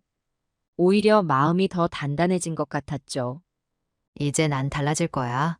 영숙이가 제 어깨를 두드려 주었어요. 그래, 이제부터 시작이야. 출근길에 오르면서 생각했어요. 이제 제 인생의 새로운 장이 시작된 거라고. 더 이상 눈치 보며 살지 않겠다고. 월요일 저녁 피곤한 몸을 이끌고 퇴근해서 겨우 씻고 누웠는데 초인종이 미친 듯이 울렸어요. 딩동딩동, 딩동딩동. 계속 울리는 초인종 소리에 짜증이 났지만 힘들게 일어나 문을 열었죠. 그런데 이게 무슨 일이에요?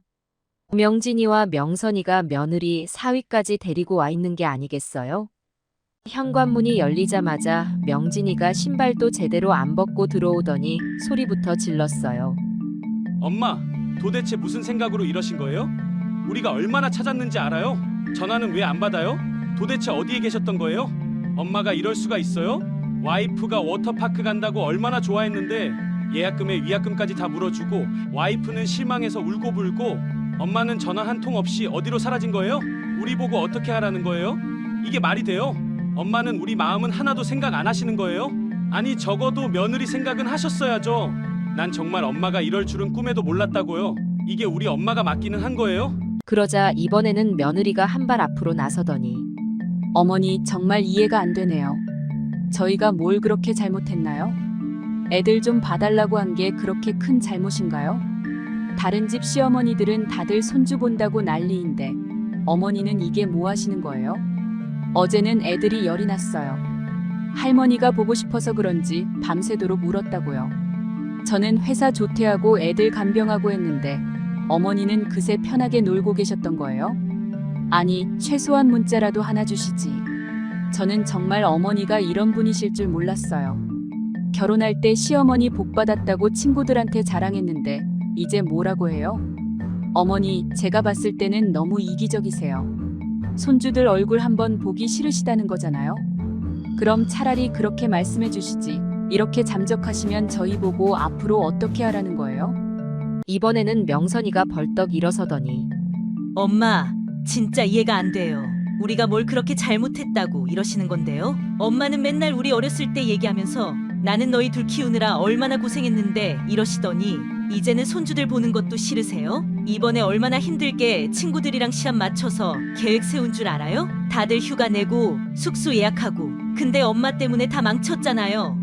친구들은 지금 저보고 뭐라고 하는 줄 알아요? 엄마 나이에 무슨 연락도 없이 잠적이냐고. 창피해서 죽겠다고요. 그리고요, 제가 얼마나 걱정했는지 알아요? 혹시 무슨 일 생긴 거 아닌가 싶어서. 아니, 적어도 문자 한 통이라도 하시지. 엄마는 내 체면 같은 건 생각도 안 하시는 거예요? 이제 제가 무슨 낯짝으로 친구들 얼굴을 봐요? 엄마가 이럴 분이 아닌 줄 알았는데 정말 실망이에요. 진짜 너무하시는 거 아니에요? 그러더니 이번에는 사위가 팔짱을 낀 채로 장모님, 저희를 너무 무시하시는 거 아닙니까?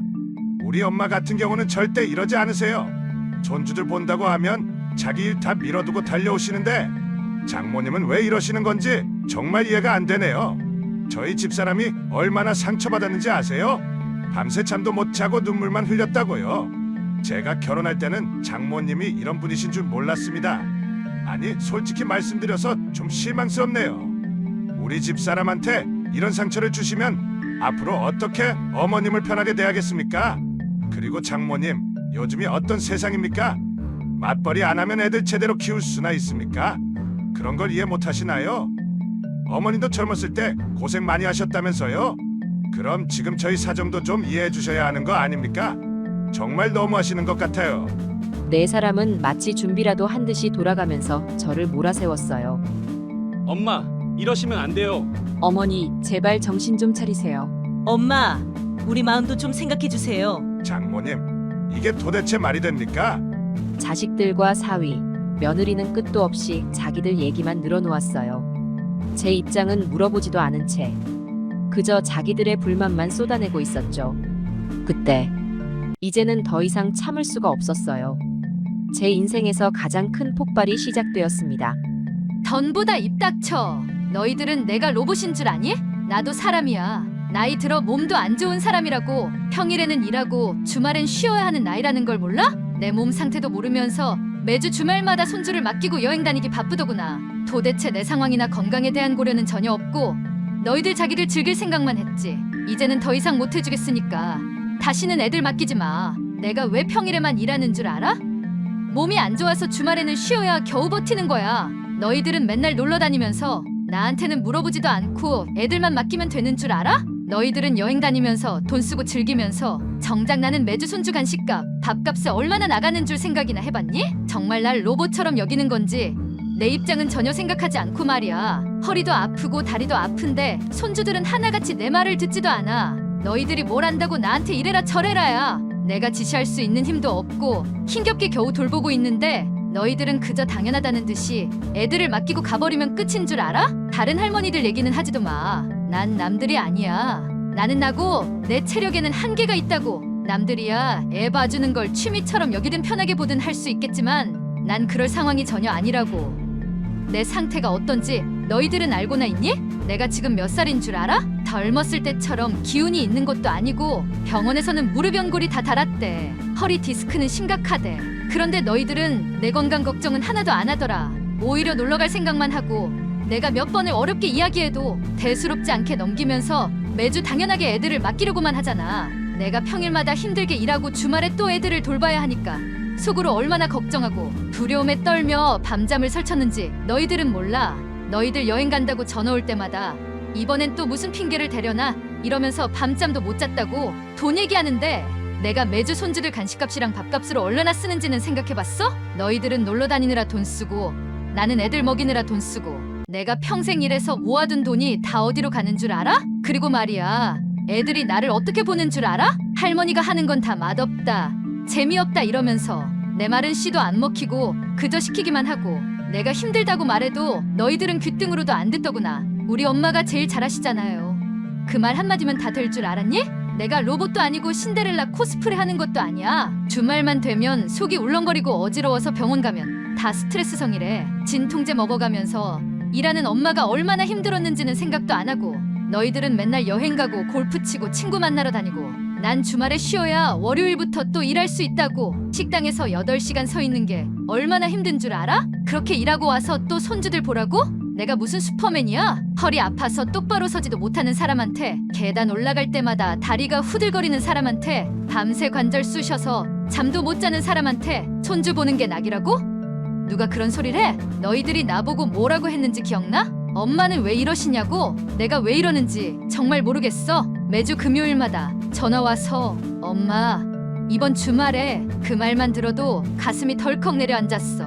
너희들 전화번호만 떠도 속이 메스꺼웠다고. 내가 월급 받는 베이비시터야? 아니면 24시간 무료 봉사하는 보모야? 애들 먹일 반찬도 특별히 해야 되고 간식도 특별히 해야 되고 내가 그렇게 봐줘도 너희들 눈에는 항상 부족했지. 엄마는 이것도 안 해주고 저것도 안 해주고? 다른 할머니들 얘기하면서 나 자꾸 찔러보지 마. 난 다른 할머니들처럼 집에서 편하게 있는 사람이 아니야. 나는 평일에도 일해야 하는 사람이라고. 쉬지도 못하게 하면 내가 어떻게 살아? 너희들 놀러 간다고 예약했다는 돈 얘기는 잘도 하는데 내가 매주 얼마나 지출하는 줄은 생각해봤어? 애들 간식, 애들 반찬, 애들 장난감 다 내 돈으로 사고 너희들은 여행 가서 호강하는데 난 여기서 애들 밥 챙기고 똥 치우고 이제는 지하철도 못 타겠어.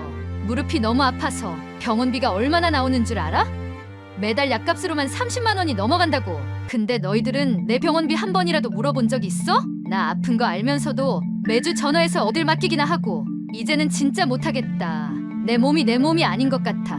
잠도 못 자고 소화도 안 되고 병원에서는 우울증도 왔대. 나도 이제 나이가 있는 사람이야. 늙어가는 사람이라고. 내가 평생 너희들 뒷바라지 한다고 얼마나 고생했는데 이제는 좀 쉬면서 살고 싶어.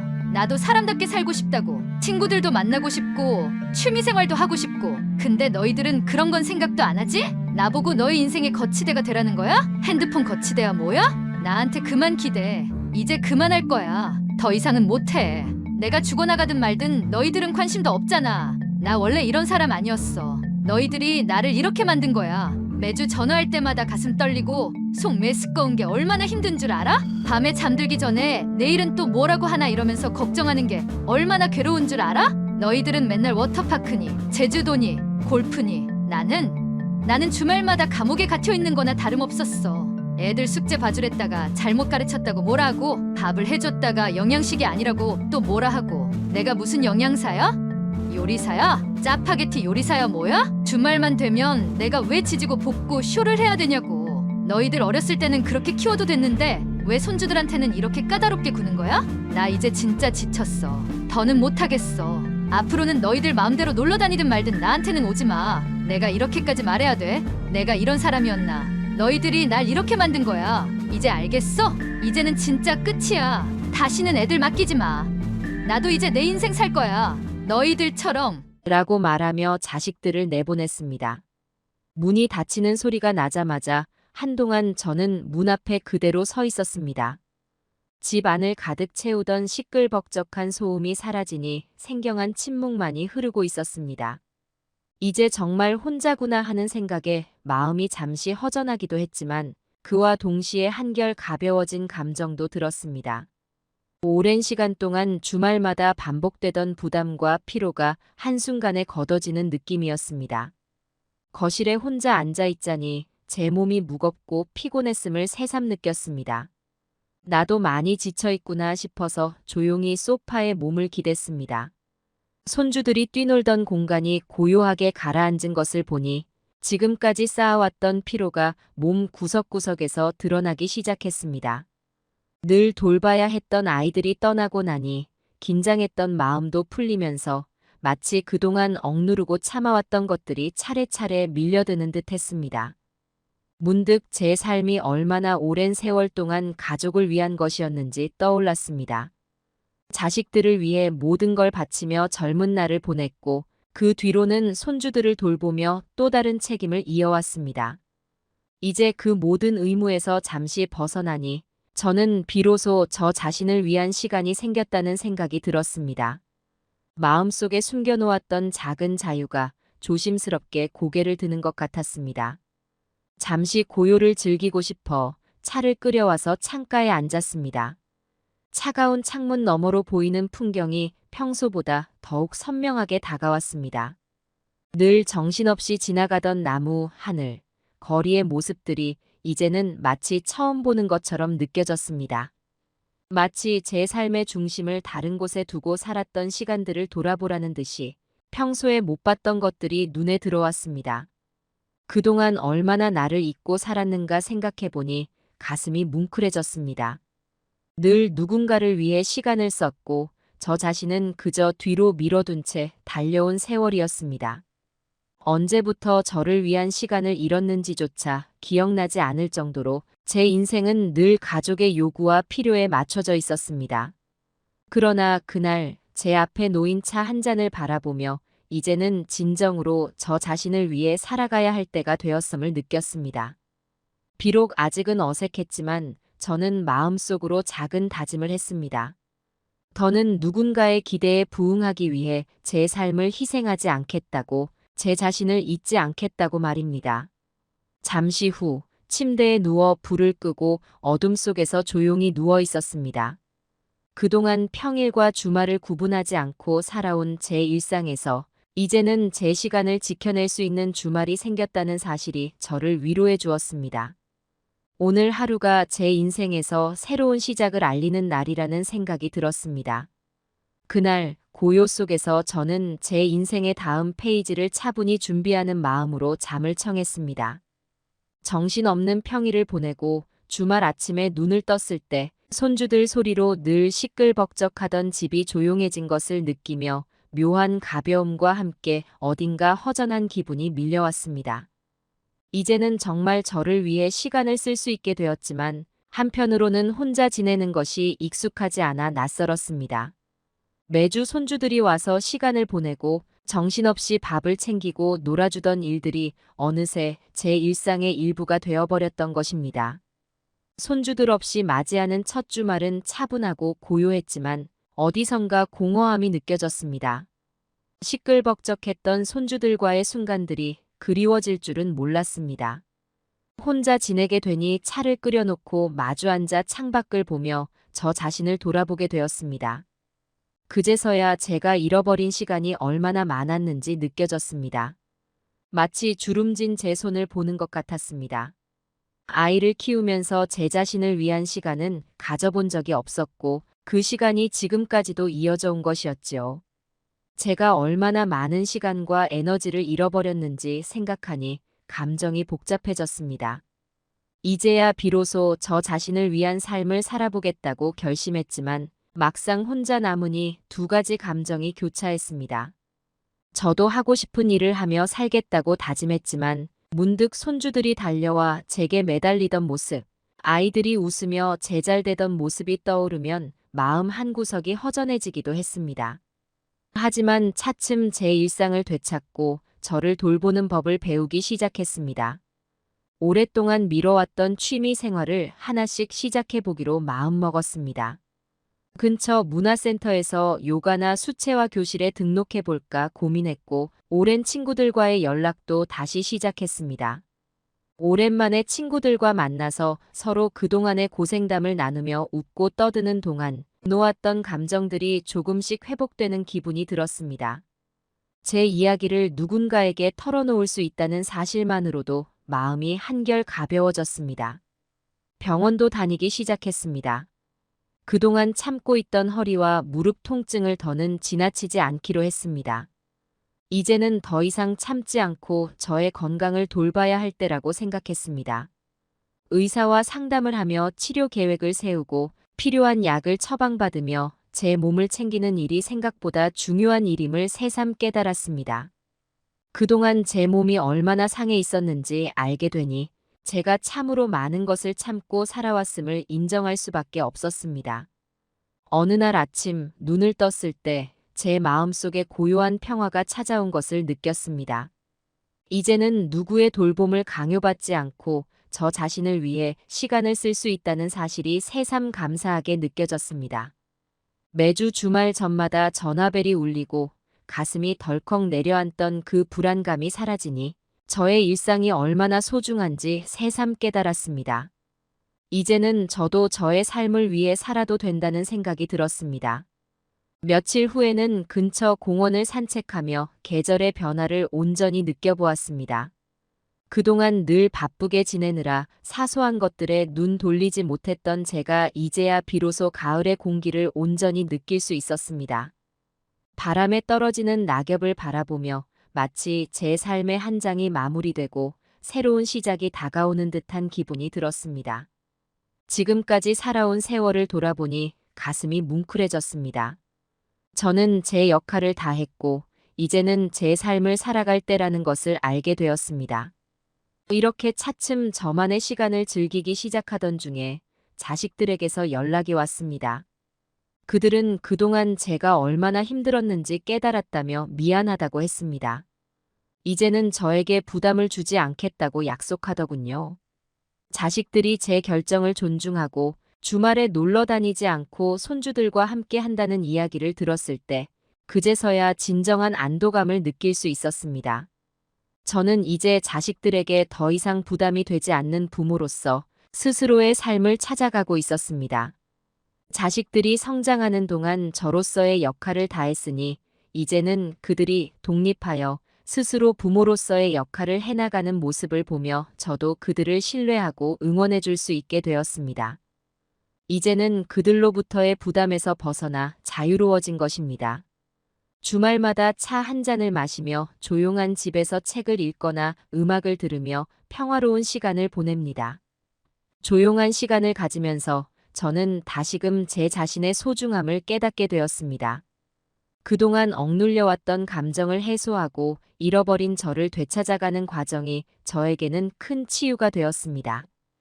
이제는 더 이상 불안과 걱정 속에서 살아가지 않아도 된다는 사실이 큰 기쁨으로 다가옵니다. 가끔 손주들을 만나고 싶을 때만 만나면서 저의 시간을 더 소중히 여기게 되었습니다. 필요할 때만 자식들과 손주들을 만나며 그 순간들이 저에게는 더욱 소중한 기쁨으로 다가왔습니다. 자주 안 보게 되니 오히려 손주들이 더 사랑스럽게 느껴지고 예전보다 더 따뜻한 마음으로 그들을 대하게 됩니다. 인생의 마지막 장을 살아가는 지금, 저는 오롯이 저를 위해 살기로 했습니다. 오랜 시간 동안 저 자신을 잊고 살았지만 이제는 제 자신에게 집중하며 제가 좋아하는 일을 찾아가고 있습니다.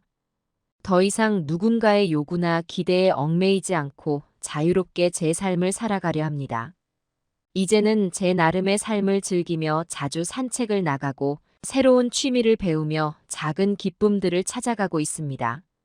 자식들도 이제는 저를 배려하고 존중해주는 모습을 보며 제가 그토록 원하던 진정한 평화가 내게 찾아왔음을 실감하고 있습니다. 이 할망구가 80평생을 살아오면서 이런 날이 올 줄은 몰랐어요. 저는 28살 꽃다운 나이에 결혼을 했답니다. 남편은 하늘 같은 사람이었죠. 너무나 존경하고 사랑했어요. 행복한 시간들이 영원할 줄 알았는데 그건 착각이었나 봐요. 신랑과 행복한 추억을 많이 쌓아보려 했지만 시간이 없었어요. 신혼의 단꿈도 잠시 금세 깨고 말았답니다. 남편은 애석하게도 젊은 나이에 세상을 떴어요. 한순간에 모든 것이 무너져 내리는 절망감에 빠졌죠. 세상의 온갖 시련이 저를 덮쳤어요. 너무 힘들고 지쳐서 모든 걸 놓아버리고 싶었지만 그럴 수 없었죠. 삶은 계속 이어져야 했으니까요. 멍하니 앉아 하루하루를 보내던 어느 날, 세 자식의 얼굴이 떠올랐습니다. 엄마 배고파요. 아이들의 웅얼거리는 소리가 귓가에 맴돌았죠. 순간 아찔함이 몸을 휘감았습니다. 내가 이러고 있을 때가 아니구나. 아이들은 저만 바라보며 의지하고 있는데 그 모습을 보니 눈물이 왈칵 쏟아지더라고요. 스스로와의 약속을 했습니다. 내 자식들만은 반드시 잘 키워내고 말 테다. 죽어도 이겨내리라. 그 다짐을 하고부터는 악착같이 살았습니다. 매일이 전쟁 같았지만 포기하지 않았어요. 아이들의 울음소리가 제 마음을 후벼 팠거든요. 장사를 하느라 쉴 틈도 없이 뛰어다녔죠. 시장 한 구석에서 쪼그려 앉아 과일을 팔며 살았답니다. 이른 새벽부터 밤늦게까지 온종일 장사하는 날이 많았어요. 장사가 잘 되면 한시름 놓았다가도 그렇지 않은 날이면 하늘이 노래지는 것 같았죠. 그럴수록 더 열심히 장사에 매달렸어요. 자식들 뒷바라지 하려면 내가 무너질 순 없었으니까요. 그래도 혹시나 아이들이 마음에 상처받을까봐 항상 웃는 얼굴로 돌아가려고 노력했습니다. 자식들이 맛있는 거 먹는 모습, 좋아하는 거 가지는 모습을 볼 때면 온갖 고단함도 사르르 녹아내리곤 했어요. 가난한 형편이었지만 자식들에겐 해주고픈 게 천지였죠. 최선을 다해 뒷바라지했더니 아이들이 쑥쑥 자랐어요. 부모 노릇 제대로 했다는 뿌듯함도 느껴졌답니다. 자식들 앞날이 창창하길 기도하며 고된 시간을 견뎌냈어요. 그렇게 험난한 세월을 지나 아이들이 훌쩍 커버렸죠. 셋째가 대학에 간다는 소식을 듣던 날이 떠오릅니다. 눈물이 왈칵 쏟아지던 그날의 감격이란 나도 뭔가 해냈구나 싶었죠. 아이들 뒷바라지에 젊음을 다 바쳤더니 어느덧 백발이 성성해졌어요. 이제는 아들들도 다 장성해서 집을 떠나고 없습니다. 혼자 남은 집이 너무 허전하고 쓸쓸했어요. 뭘 해야 할지 막막하기도 하고요. 그래도 움츠러들 순 없었어요. 80평생을 살아오면서 이겨내지 못한 게 없었는데 말이죠. 늙었다고 주저앉을 수는 없어요. 그래서 용기를 내어 경로당에 가보기로 했어요. 처음엔 쭈뼛거리며 발걸음을 떼었죠. 낯선 곳에 가는 게 쉽진 않았어요. 근데 막상 가보니 그곳도 외롭고 쓸쓸해 보이는 사람들 투성이었어요. 다들 제 마음을 알아주는 것 같았죠. 경로당을 드나들다 보니 어느 날 난생 처음 설렘을 느꼈어요.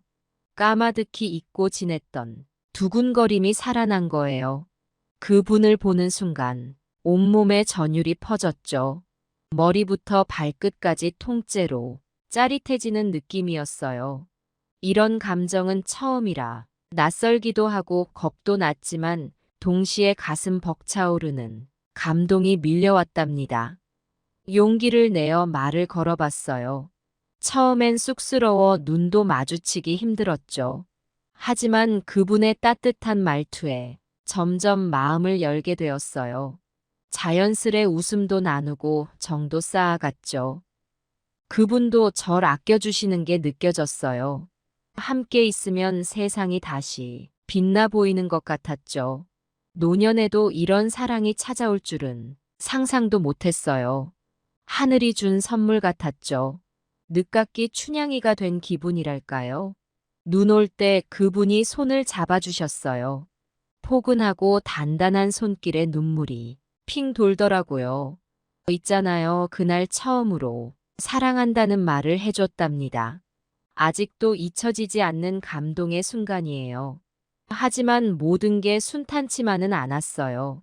자식들에게 우리 사이를 말하는 게 쉽지 않더라고요. 그분과 만나는 걸 들킬까봐 전전긍긍했죠. 하지만 이 나이에 숨긴다는 게 더 우스운 짓 같아서 마음을 굳게 먹고 아들내미들을 불렀어요. 얘들아, 엄마가 할 말이 있어. 근데 막상 입을 떼려니 쉽지가 않은 거예요. 목구멍까지 차오른 말을 겨우 뱉어냈죠. 사실은 엄마가 만나는 분이 생겼어. 아들내미들 표정이 심상치 않아 보였어요. 에이, 엄마. 그게 무슨 말씀이에요? 농담도 심하시네. 혀를 차며 고개를 설레설레 젓는 걸 보니 속상하더라고요. 엄마, 이 나이에 무슨 사랑을 한다는 거예요? 딱 봐도 사기꾼인데. 아들내미 주둥아리에서 못된 말이 튀어나오는 걸 듣자 억장이 무너지는 기분이었어요. 야, 이 녀석들아. 엄마가 장난으로 하는 소리로 듣는 거야? 엄마도 사람인데 이 나이에 사랑쯤이야 못할 것도 없잖아. 순간 목소리가 높아졌어요. 덩달아 아들내미도 소리를 질렀죠. 무슨 말씀을 그렇게 하세요? 아버지가 천국에서 뭐라고 하시겠어요? 말꼬리를 흐리며 자리를 뜨는 아들내미를 보자 서러움이 복받쳐 올랐어요. 그 뒤로도 며칠을 실랑이를 벌였지만 결국 소용없었죠. 엄마, 이러다 사기당하고 그러면 어쩌려고 그래요? 상대방이 누군지도 모르면서 무슨 짓이에요? 자식들의 만류에 결국 며칠 뒤 그분을 다시 만났어요. 우리 헤어져야 할 것 같아요. 자식들 눈치를 봐야 하니 더는 뵐 수가 없겠네요. 떨리는 목소리로 이별을 고하자 그분도 울먹이시더라고요. 당신이 행복했으면 좋겠소. 내 능력이 부족해서 당신을 지켜주지 못해 미안하오. 주름진 손으로 눈물을 훔치시는 모습에 마음이 미어졌어요. 차마 돌아서서 걷는 발걸음이 천근만근이었죠. 집에 돌아와 쓸쓸히 누워있자니 눈물만 왈칵왈칵 쏟아지더라고요. 자식 키우느라 고생만 하다. 이제 겨우 행복을 찾았는데 이 기쁨마저 빼앗겨야 한다니 몇 달을 울며 지냈어요. 삶의 의욕도 사라지고 허탈한 뿐이었죠.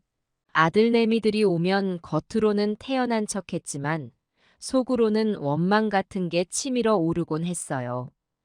아무도 내 마음을 알아주지 않는 것 같아 서글펐죠. 그렇게 방 안에 틀어박혀 지내던 어느 날 불현듯 정신이 번쩍 들더라고요.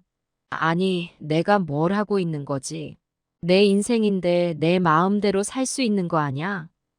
남은 인생 쪼들리게 살아서 뭐하나. 가슴 한구석이 뜨끈해지는 걸 느꼈어요. 일어나서 거울을 보니 초췌한 내 얼굴이 너무 낯설게 느껴지는 거예요. 그래, 이대로는 안 되지.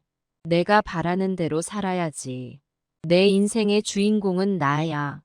그 순간 내 안에 무언가가 확 깨어나는 것 같았어요. 마음을 다잡고 아들내미들을 다시 불렀어요. 얘들아, 엄마 말 좀 들어봐. 엄마도 이제 내 인생을 살고 싶어. 너희 아버지가 돌아가시고 나서 엄마는 너희만 생각하며 살았어.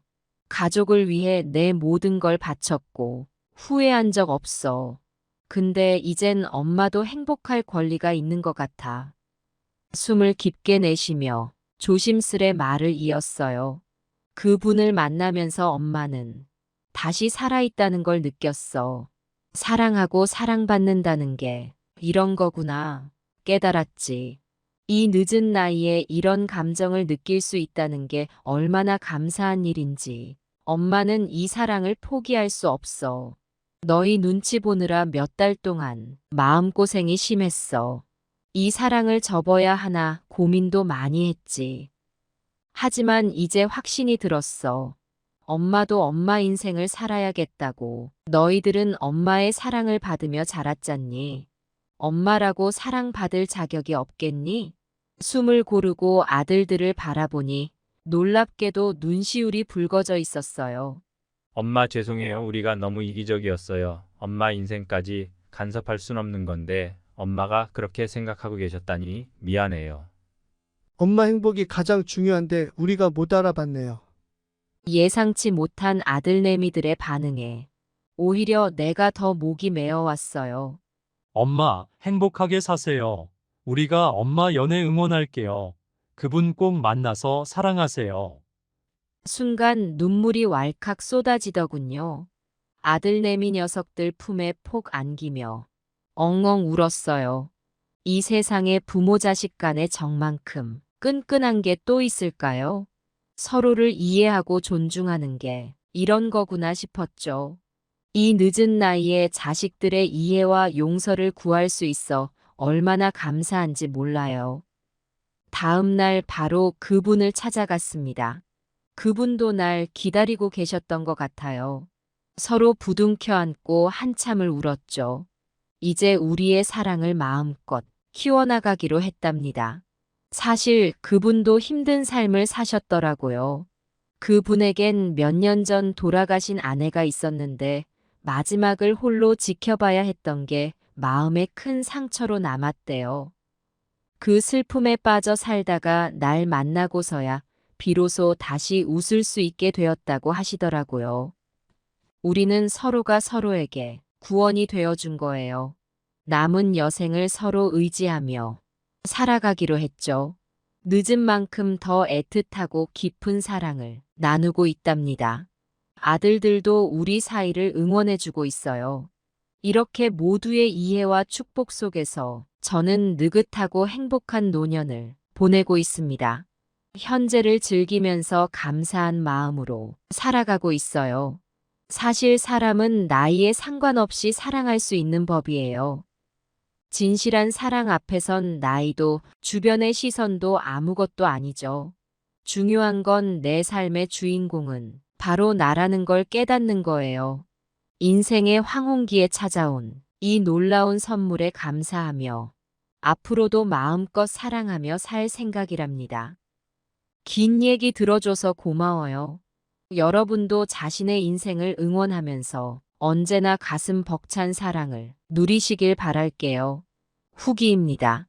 어르신과 재혼한 후 한동안은 정말 행복이 넘쳤죠. 사랑하는 이와 함께 살아간다는 게 이런 기분인 줄 이제야 알았어요. 두 번째 인생이 이렇게 행복할 줄은 상상도 못했답니다. 여보, 우리 오늘 어디 갈까요? 먹고 싶은 거 다 사줄게요. 남편은 매일 데이트 신청을 해왔어요. 늘 웃음이 가득했고 정말 좋았죠. 당신 덕분에 늙은 내 인생에 봄이 온 것만 같아요. 서로를 향한 애정은 끝이 없었죠. 그런데 그러던 어느 날 이상한 일이 생기기 시작했어요. 먼저 작은 아들 내외가 결혼 선물로 준 순금 팔찌가 감쪽같이 사라졌어요. 내가 어디다 뒀더라. 처음엔 내 건망증 때문인 줄 알았죠. 며칠 뒤엔 첫째 아들이 용돈으로 준 봉투가 사라졌고요. 이게 도대체 어디로 간 거야? 분명 여기다 뒀는데. 그때부터 불안감에 휩싸였어요. 설마 우리 집에 누가 들어온 건 아니겠지. 남편에겐 말 못하겠더라고요. 괜한 걱정 끼치고 싶지 않아서요. 하지만 이런 일들이 부쩍 늘어나자 의심이 깊어졌어요. 특히 남편이 나갔다 오면 꼭 뭔가 하나씩 없어지곤 했죠. 여보, 어제 내 지갑 못 봤어요? 어디다 뒀는지 모르겠어요. 아니요, 전 못 봤는데. 당신이 잘 찾아보세요. 그럴 리가 없잖아요. 분명 거실에 둔 것 같은데. 설마 남편 짓은 아니겠지. 아니야, 말도 안 돼. 의심은 마음 한구석에 자리 잡기 시작했어요. 그렇게 믿었던 남편에 대해 의구심을 품게 될 줄은 꿈에도 몰랐죠. 그러던 어느 날 청천벽력 같은 사실을 알게 되고 말았어요. 남편 옷장을 정리하다가 우연히 서류 봉투를 발견했거든요. 그 안에는 낡은 형사재판 판결문이 들어 있었어요. 피고인 박모 46세는 사기 행각을 일삼아 징역 30년형에 처한다. 깜짝 놀라 바닥에 주저앉았어요. 눈앞이 캄캄했죠. 알고 보니 남편은 전과 26범에 30년 복역까지 한 사기꾼이었던 거예요. 이게 뭐야? 당신이 이런 사람이었단 말이야? 믿기지가 않았어요. 세상이 무너지는 것 같았죠. 하지만 이게 다가 아니었어요. 또 다른 청천벽력이 날 덮쳤거든요. 얼마 뒤 경찰이 우리 집에 찾아왔어요. 남편이 또다시 사기 행각을 벌였다는 충격적인 소식과 함께요. 어르신, 지금 당장 조사를 받으셔야겠습니다. 증거가 확실해요. 사기 혐의가 인정되면 이번에도 감옥행이 불가피할 겁니다. 그 순간 나는 정신을 잃고 쓰러졌어요. 눈앞이 깜깜해지고 숨이 막혀왔죠. 순식간에 행복했던 시간들이 무너져 내렸어요. 내가 그토록 사랑했던 사람이 알고 보니 천하의 사기꾼이라니. 말도 안 돼. 이럴 리가 없어. 거짓말이야. 이건 너무 잔인한 운명의 장난이었어요. 하늘이 내게 무슨 시련을 주려고 이러는 걸까요? 쓰러졌던 정신을 간신히 차렸을 때 눈물이 쏟아졌어요. 이게 현실이란 말인가요? 그 사람을 그렇게 못 믿을 줄이야. 오죽하면 아들내미가 말렸겠어요. 엄마, 제발 헤어지세요. 저런 사람하고 살면 안 돼요. 근데 내가 고집을 부렸지. 사랑한다 큰 소리 쳤었지. 이 늙은 나이에 또 한 번 저주할 만한 배신을 당하게 될 줄은. 엄마가 뭘 그렇게 잘못 판단했을까? 가슴에 대못을 박는 것 같은 아픔에 하염없이 통곡했어요. 사기꾼과 연애를 하다니 내 눈엔 뭘로 보고 산 걸까요? 젊은 시절도 아니고 머리에 백발이 가득한 늙은이가 무슨 짓이야. 이런 말도 안 되는 사랑에 속아 넘어가다니. 겉모습만 번지르르하게 차려입은 악마를 못 알아봤어. 겉만 보고 사람을 판단해선 안 된다는 걸 뼈저리게 깨달았어요. 하늘이 이렇게 벌을 내린 걸까요? 제가 잘못 살아온 죗값을 치르는 걸까요? 에휴, 철없던 짓을 했구먼. 한숨만 푹푹 내쉬었어요. 그래도 내 잘못을 깨달았으니 이제 앞으로 잘 살아야죠. 인생의 황혼기에 이런 사기꾼을 만나다니. 억장이 무너지지만 어쩌겠어요. 제 잘못도 크니까요. 엄마, 이제 그 사람 생각하지 마세요. 첫째 아들이 날 꼭 끌어안으며 위로했죠. 우리가 엄마 지켜드릴게요. 더는 나쁜 사람 만나지 마세요. 둘째 아들도 눈물을 글썽이며 말했어요. 엄마, 제가 더 잘할게요. 이런 일 없도록요. 막내 아들은 자기 잘못인 양 고개를 숙였죠. 이 녀석들 때문에 내가 살 수 있는 거예요. 자식이 부모를 걱정하고 돌봐주는 이 따뜻한 정, 이게 삶의 원동력이 되더라고요. 얘들아, 고마워. 엄마가 너희한테 의지할게. 이제는 아들 품에 안겨 엉엉 울었죠.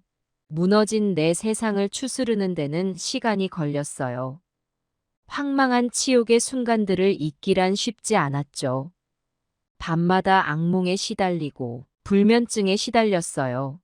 그 사기꾼의 얼굴이 자꾸 떠올라 미칠 것만 같았죠. 술로 세월을 견디기도 했어요. 막걸리 한 사발이면 세상 시름 다 잊을 수 있었거든요. 근데 아들내미들이 그걸 막더라고요. 엄마, 제발 술 그만 드세요. 건강 해치면 어떡해요. 취하면 그 놈 생각만 난다며. 밤새 우시잖아요. 자식들 걱정시키기 싫어 술도 끊었죠. 매일 부처님 앞에 앉아 기도했어요. 마음의 평화를 찾고 싶었거든요. 부처님, 제 삶의 의미를 주십시오. 희망을 보여주십시오. 간절히 기도하고 또 기도했죠. 그렇게 작은 깨달음을 얻었어요. 비록 사기당했지만 그 덕에 인생의 교훈을 얻었다는 걸요. 사람의 겉모습만 보고 판단하면 안 된다는 거. 진실한 사랑의 힘을 믿어야 한다는 거. 내 삶의 주인공은 바로 나라는 것도요. 부처님 가르침에 충실히 살기로 마음먹었죠. 남은 여생, 아들 며느리 잘 보살피고 이웃과 함께 살아야겠다고 다짐했답니다. 사기꾼을 만난 게 오히려 날 깨우친 계기가 되었네요. 덕분에 참된 의미의 사랑을 알게 되었고 가족의 소중함도 절실히 깨달았으니까요. 그 사기꾼은 결국 감옥에 들어갔어요.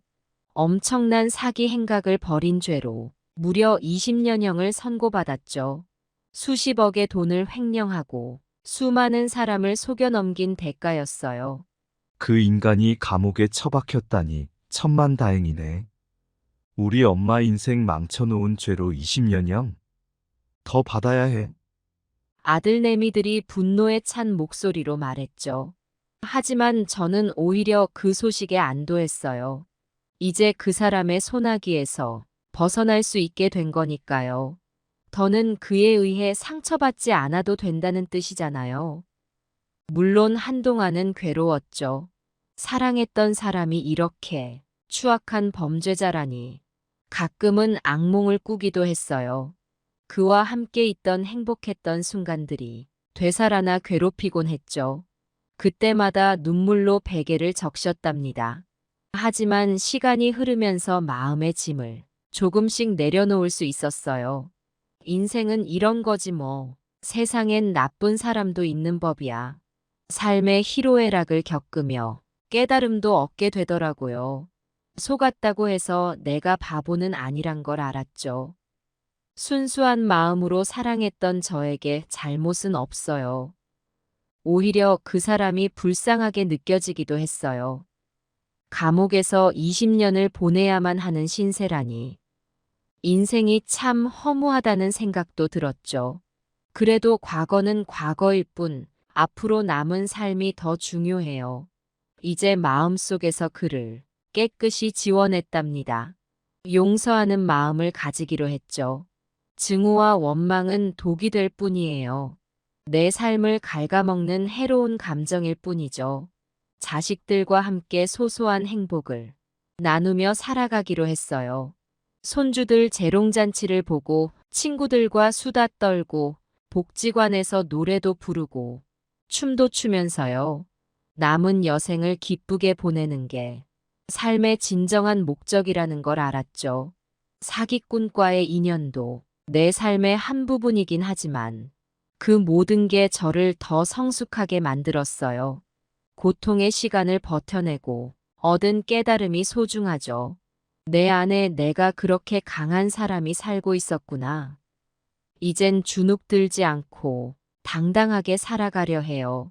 세상 무서울 게 없어졌어요. 사기꾼도 이겨냈는데 뭘 못 견디겠어요. 때로는 아플 수 있지만 다시 일어설 수 있다는 걸 배웠죠. 지금의 저는 어엿한 삶의 승리자예요. 아들들도 엄마가 너무 자랑스럽대요. 우리 엄마 진짜 대단해요. 저런 일을 겪고도 저렇게 씩씩하시다니. 앞으로도 기쁜 마음으로 살아가려고요. 감사하는 삶, 베푸는 삶, 웃음 가득한 삶말이에요. 남은 생을 아름답게 수놓는 게 제 버킷리스트랍니다.